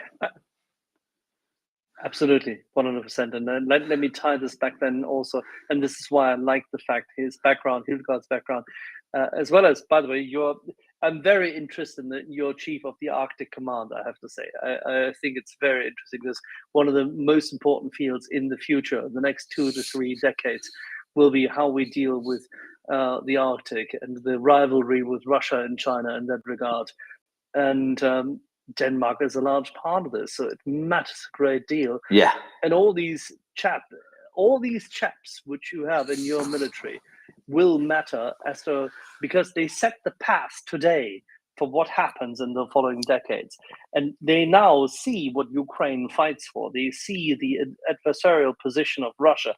They see already what the Chinese are doing with their paths all across the Arctic. How Russia has behaved towards the Norwegians recently in Svalbard. Yeah. We can see all this. So they should be on high alert. And this is the time where Danish Forces Command should be not just fully integrated in NATO, which it is, but absolutely at the ready and should be left alone to get fighting ready. Yeah. That's what it should be. And not be chased for small expenses in Frederiksholm at the beach. Exactly. Exactly. It's yeah. And if we look at it more broadly, we have a government with a lot of good ministers that are on the right track. Unfortunately, what we've seen after the summer holidays is that the three parties that make up the government are starting to do electioneering, etc. So I hope they'll put the lid on that and get to work. But they all look at the polls and they're not looking good. And we have to see what happens. All right, now let's turn this back to Ukraine and what you've seen. If you observe, but it all matters, because if within a major European NATO structure there's upheaval, that is something which the Russians will try to exploit. Every single weakness counts. So our friends and our partners, we always look at them and we'll try to be there for them. This is absolutely vital. You remember what I mean? If it hadn't been for some nations supporting the German Air Force Command in the German Army Command in recent years, and a number of the generals who've been during Merkel and Schröder's time be completely, utterly bereft of any hopes, many of the German high command would not be where they are now. They would have lost patience. And it's only this NATO force integration concept, which Ben Hodges once came up with, which has helped a great deal, making sure that people saw a perspective. Yeah. And that NATO was more than just the individual nations. So that's why it matters. That's why I wanted to bring it up this evening, because it's absolutely vital that Denmark, after a little bit of a hiccup, and a sore stomach, gets back into shape. But at the same time, you are training, and your people are training Ukrainians in terms of maintenance and flight operations and the likes. We are currently hearing a lot of good news about other things. There might be more training coming sooner rather than later. And you've been gifting pretty much all the artillery ammunition and artillery capabilities you had. The Ukrainians are using them currently in Kursk. That should make the government and the Danish people proud, should it not? It does, and people know. As I said initially, the government isn't talking a whole lot about it at the moment, but people know, and most people think it's what we need to do. And the broad-based support in Parliament is really, really important, and there aren't many dissenting views, I have to say, which is really, really positive. So I think there's a good chance that we can keep it up. The big thing is sorting out our own backyard. That's not going so well, but in terms of the support for Ukraine, it's all there, and people know what needs to happen. If only we could convince the Americans to do a little bit more in that regard, and relinquish these restrictions.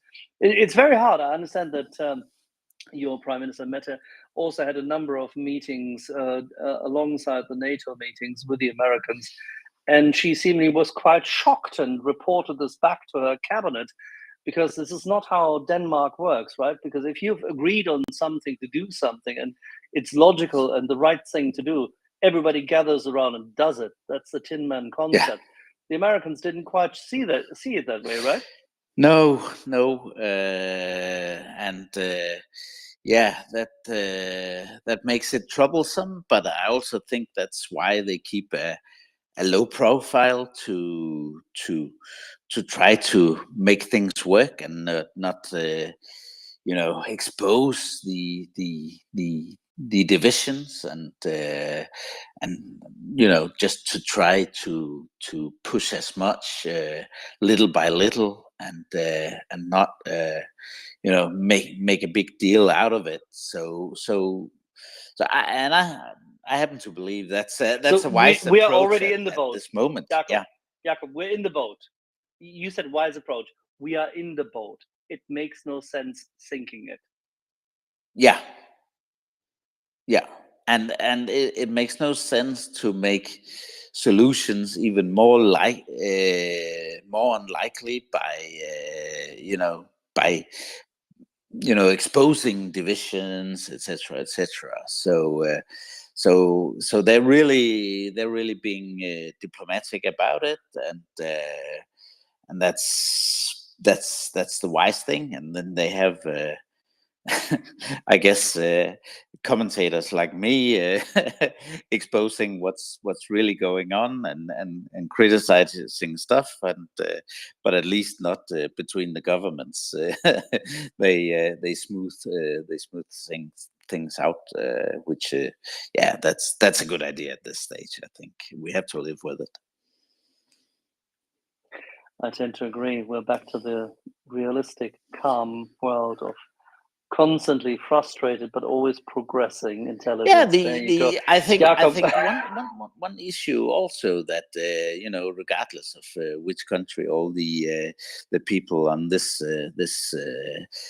platform they're from, they know about the whole debate of Ukraine and aspirations for NATO.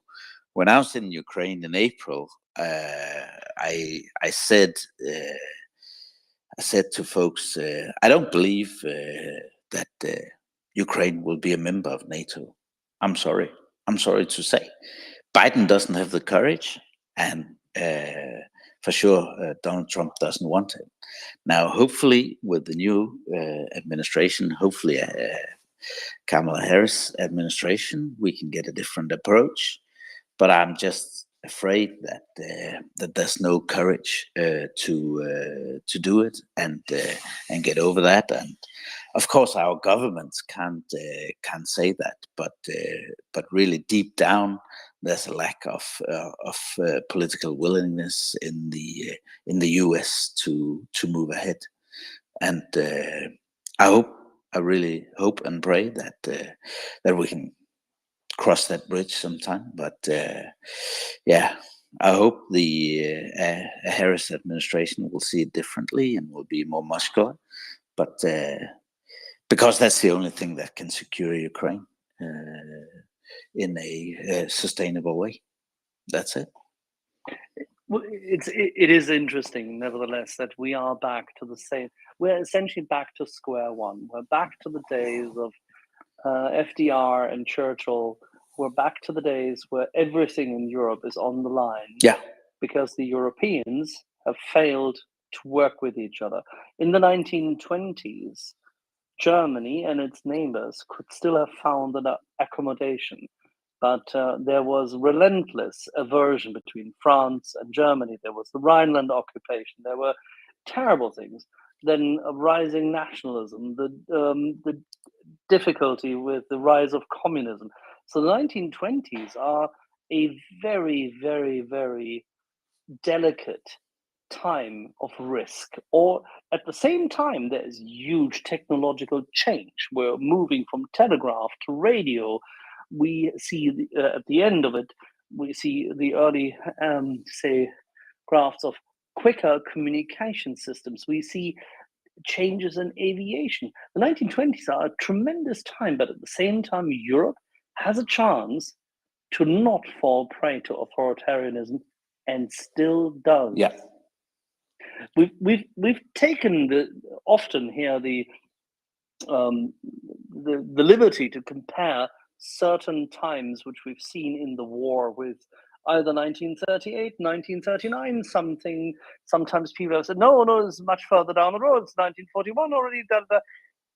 I think we're wrong. We're completely wrong. Yes, there's a hot war in Ukraine, but we are essentially still somewhere down the line in the late 1920s plus a hot war. Because this can all go so terribly wrong if we don't work with each other. Yeah. That's for sure. That's for sure. But, you know, the divisions are pretty obvious, but, you know, we need to focus on those troublesome parts of the alliance that we have, and the decisions that some governments don't want to make. But you know, if you look around and look at it from another perspective, there's a lot of agreement. Also, if you have the Nordics, the Baltics, the Poles, the Czechs, the Romanians, Bulgaria is pretty divided, but you have the French government, provided that they don't get the Rassemblement National into government. You have, It's August. It's They have to now. They cut their holidays short. in order to have the Olympics. Jakob, please. And you can't form a government in August, as you know. It's impossible. But yeah, but you know, as long as we've had the elections, and fortunately it wasn't the big swell for Rassemblement National, and then you know. Yeah, we got the hard left. Come on. This is what I said about the 1920s. Yeah. If you don't get the pendulum on one side, you get the pendulum on the other Yeah. side. That's the whole point. The center, unfortunately, in France, barely survived. Barely survived, but survived better than expected. I have to say, it could have gone much worse. I feared it would have been much worse. And yeah, I agree with you. I'm not a big fan of the old socialist party, but at least they came back to life, and that's an improvement, I have to say, compared to how it could have gone. So yeah, it could have been worse. That's all I want to say.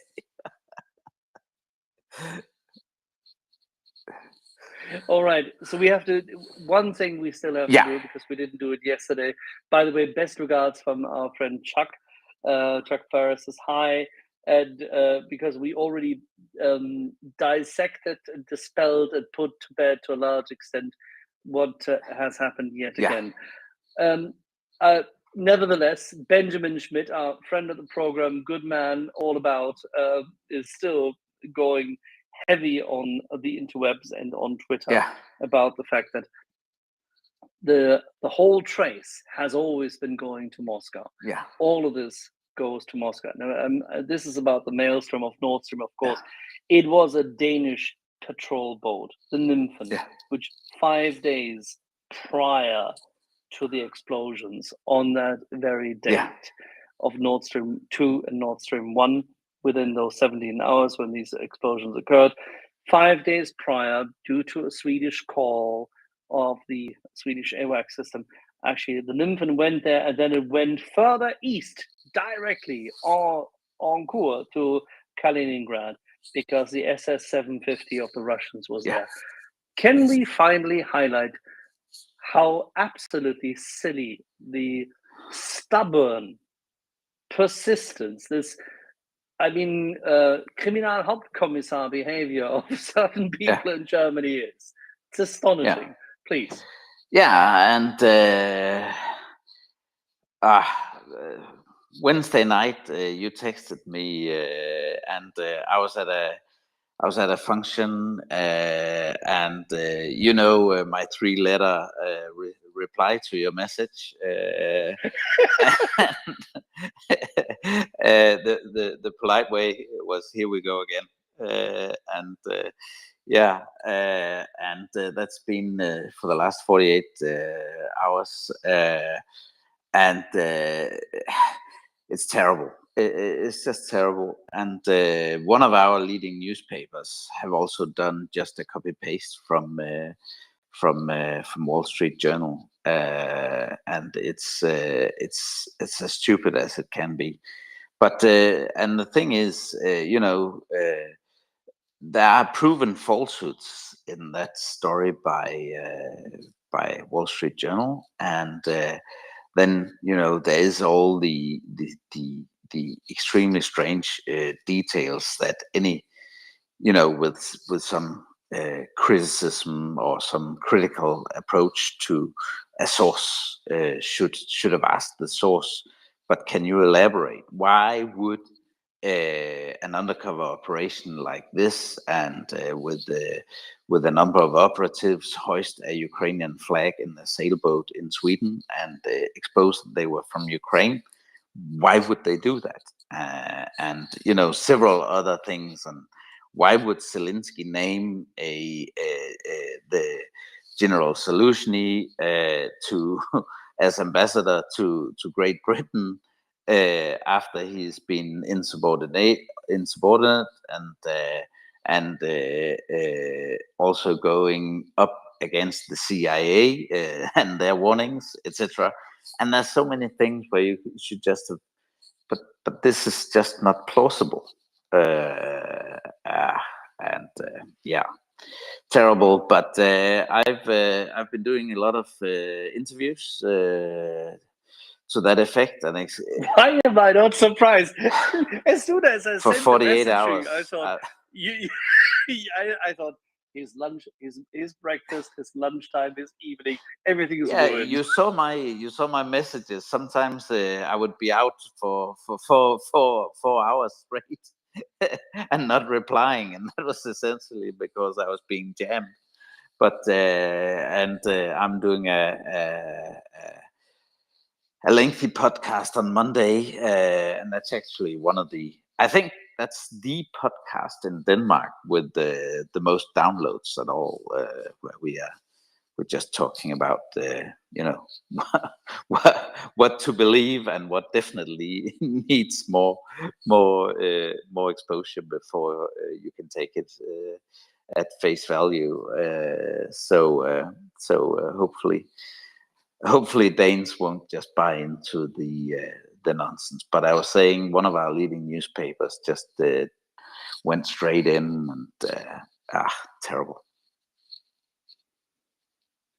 But it of course, the story is cooked up now and released now at a point in time when Ukraine is making progress, when Ukraine has gained the initiative, when it has information, shall we say, information space superiority with Kursk.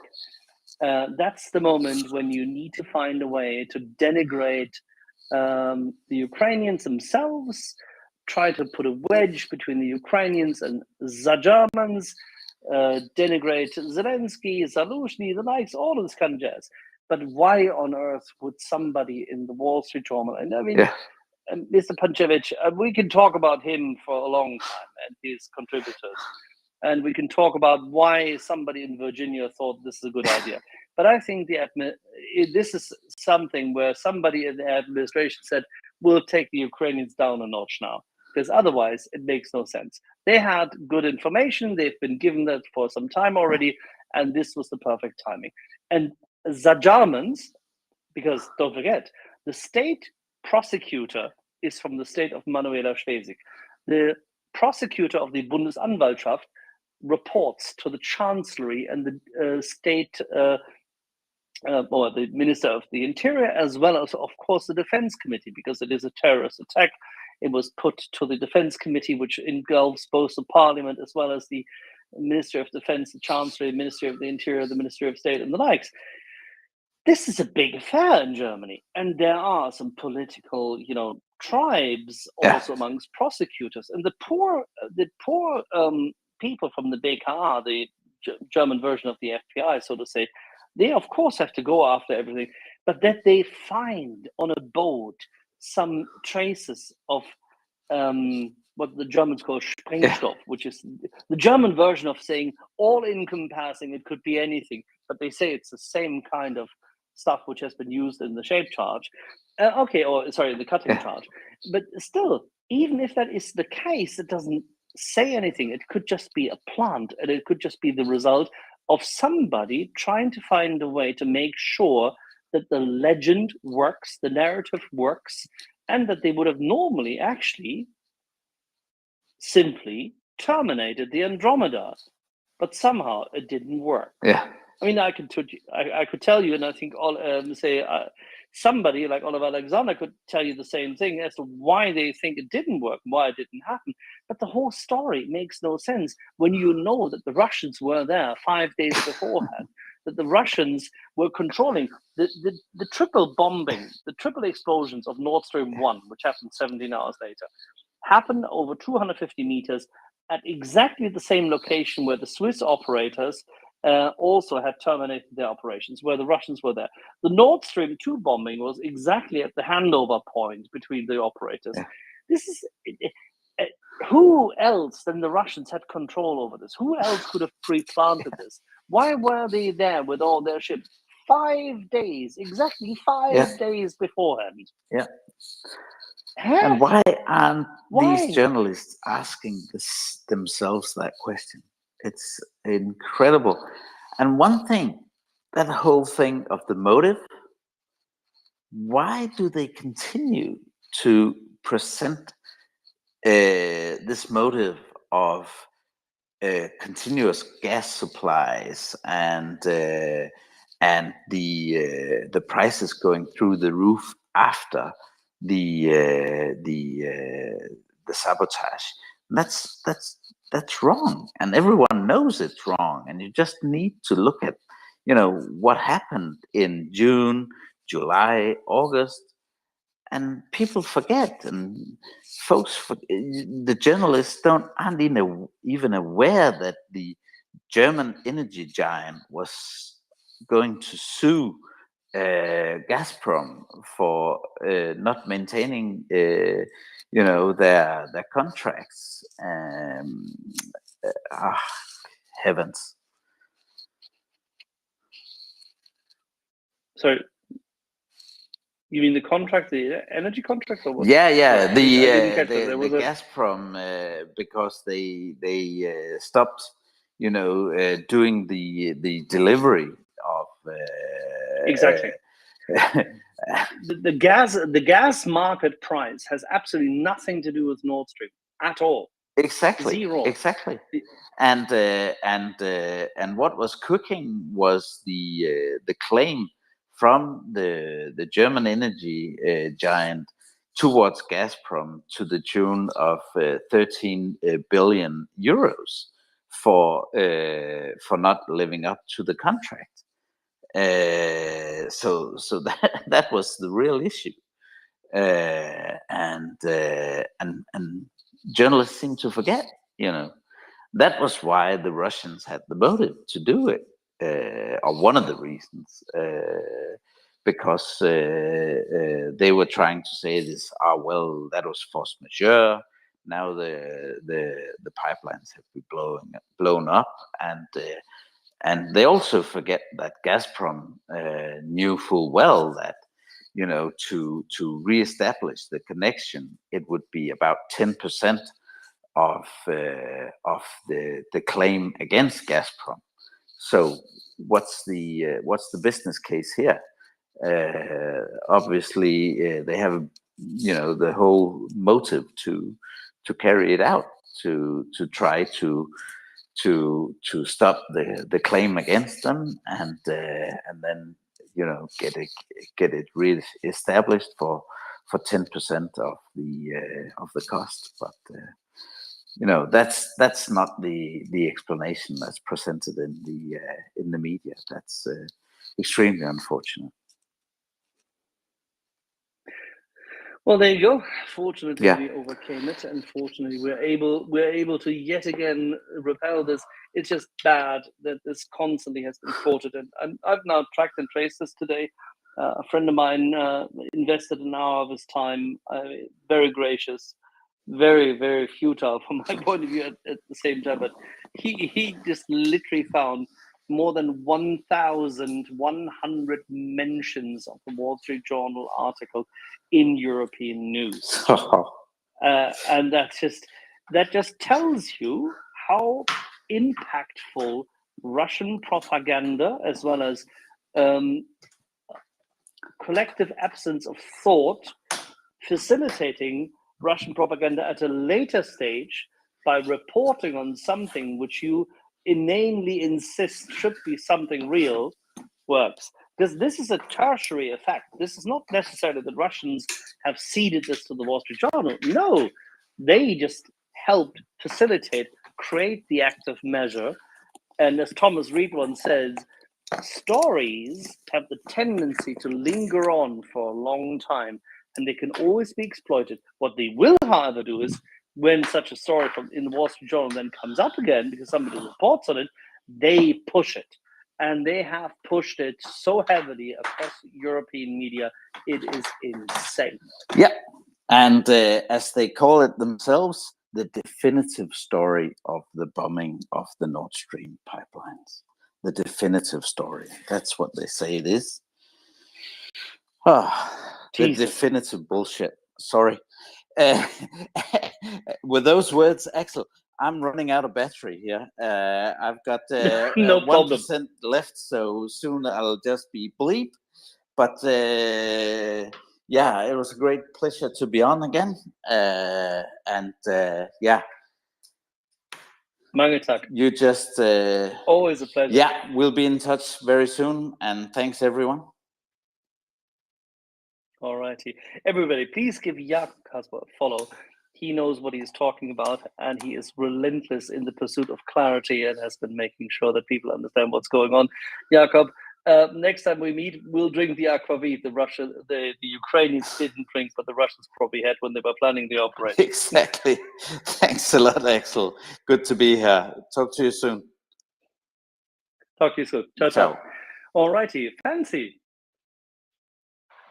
Yeah, such a pleasure listening to Jakob. I really enjoyed your conversation here, especially Russian active measures on the Wall Street Journal article.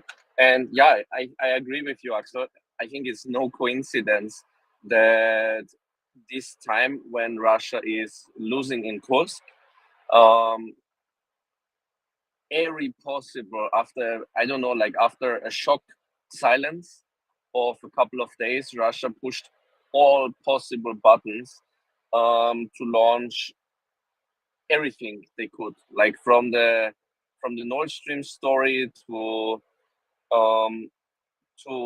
when we remember, I think, New York Times article that said Ukraine is in trouble, right, with what they did in Kursk. It was a bad decision when they pushed in Austro Germany, basically in our German space. Gustav Gressel with his really bad take on Ukraine's quite really successful mission in Kursk.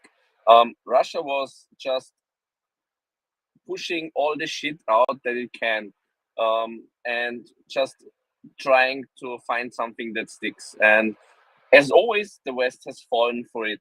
But that's not what I wanted to talk with you about or ask you about. From these active measures, I want to go to some other measures with Russians conducted, which we talked earlier about in the day. The attacks on the military bases, right? And I wanted to ask you, is there any chance that if it turns out that for sure the actors behind those intrusions into the military bases, that if it turns out that they were Russians, that Germany might change its stance on, for instance, Taurus, that Germany says, like Russia has been really going one step too far with sabotage, right? They were caught with explosives, planning to do something right now.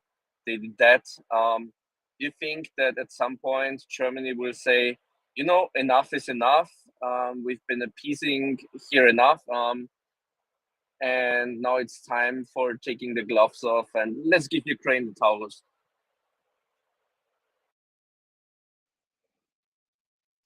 That was very Austrian, if I may say so, Fancy. I would not have made that connection. I don't think that the Germans will be influenced in that fashion.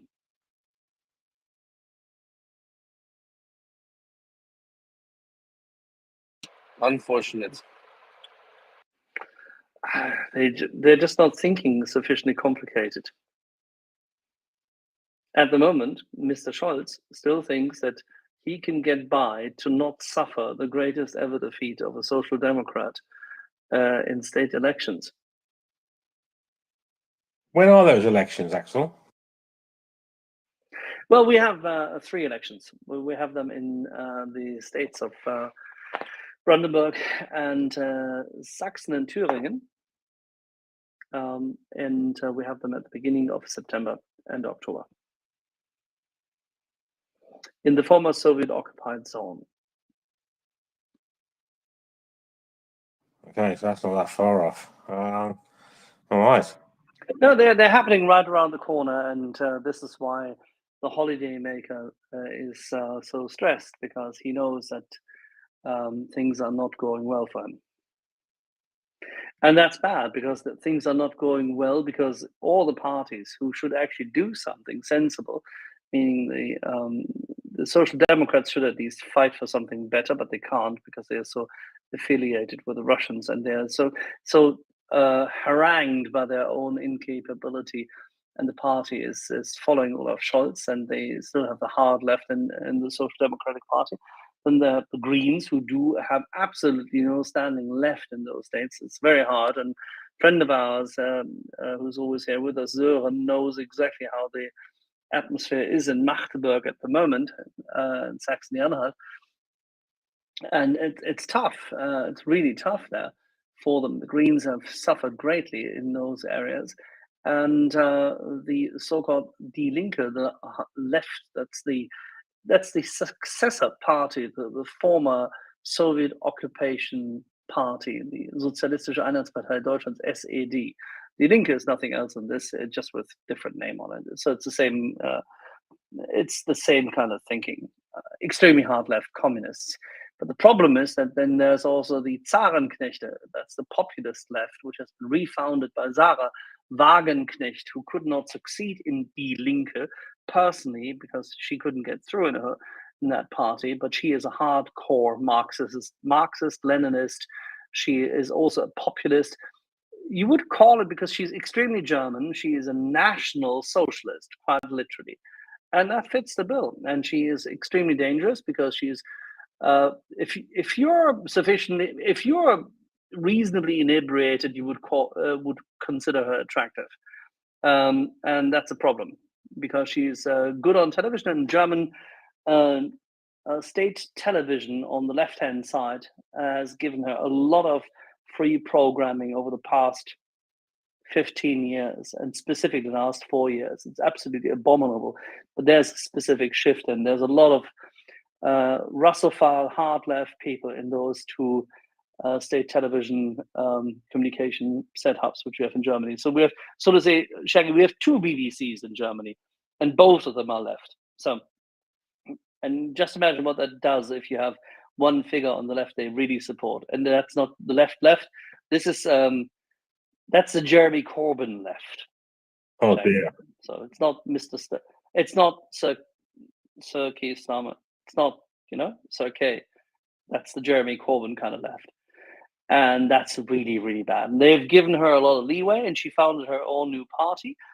But the funny thing is her name is Wagenknecht, and everybody who knows anything about anything calls her Zarenknecht, because the German word for the Russian Tsar is Tsar. So, and if you're a Knecht, meaning a serf or indentured servant of the Tsar, you're a Zarenknecht. And that's exactly what Miss Wagenknecht is. She is Sarah Zarenknecht. So that's what we're dealing with at the moment in Germany, and it's very, very tough. And these two elections will probably see a significant, what the Germans call Abstrafen, relegation and punishment of the Social Democrats, but they will also see significant gains by the hard populist right and the hard populist left. And that makes things extremely difficult for the center.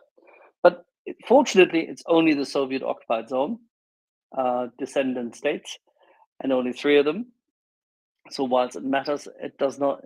It matters more for the coalition currently in power than it matters for everybody else, because in a federal election, we'd sweep the floor with these fuckers. Jenny. I was just gonna say, don't drink akvavit, drink gammeldansk.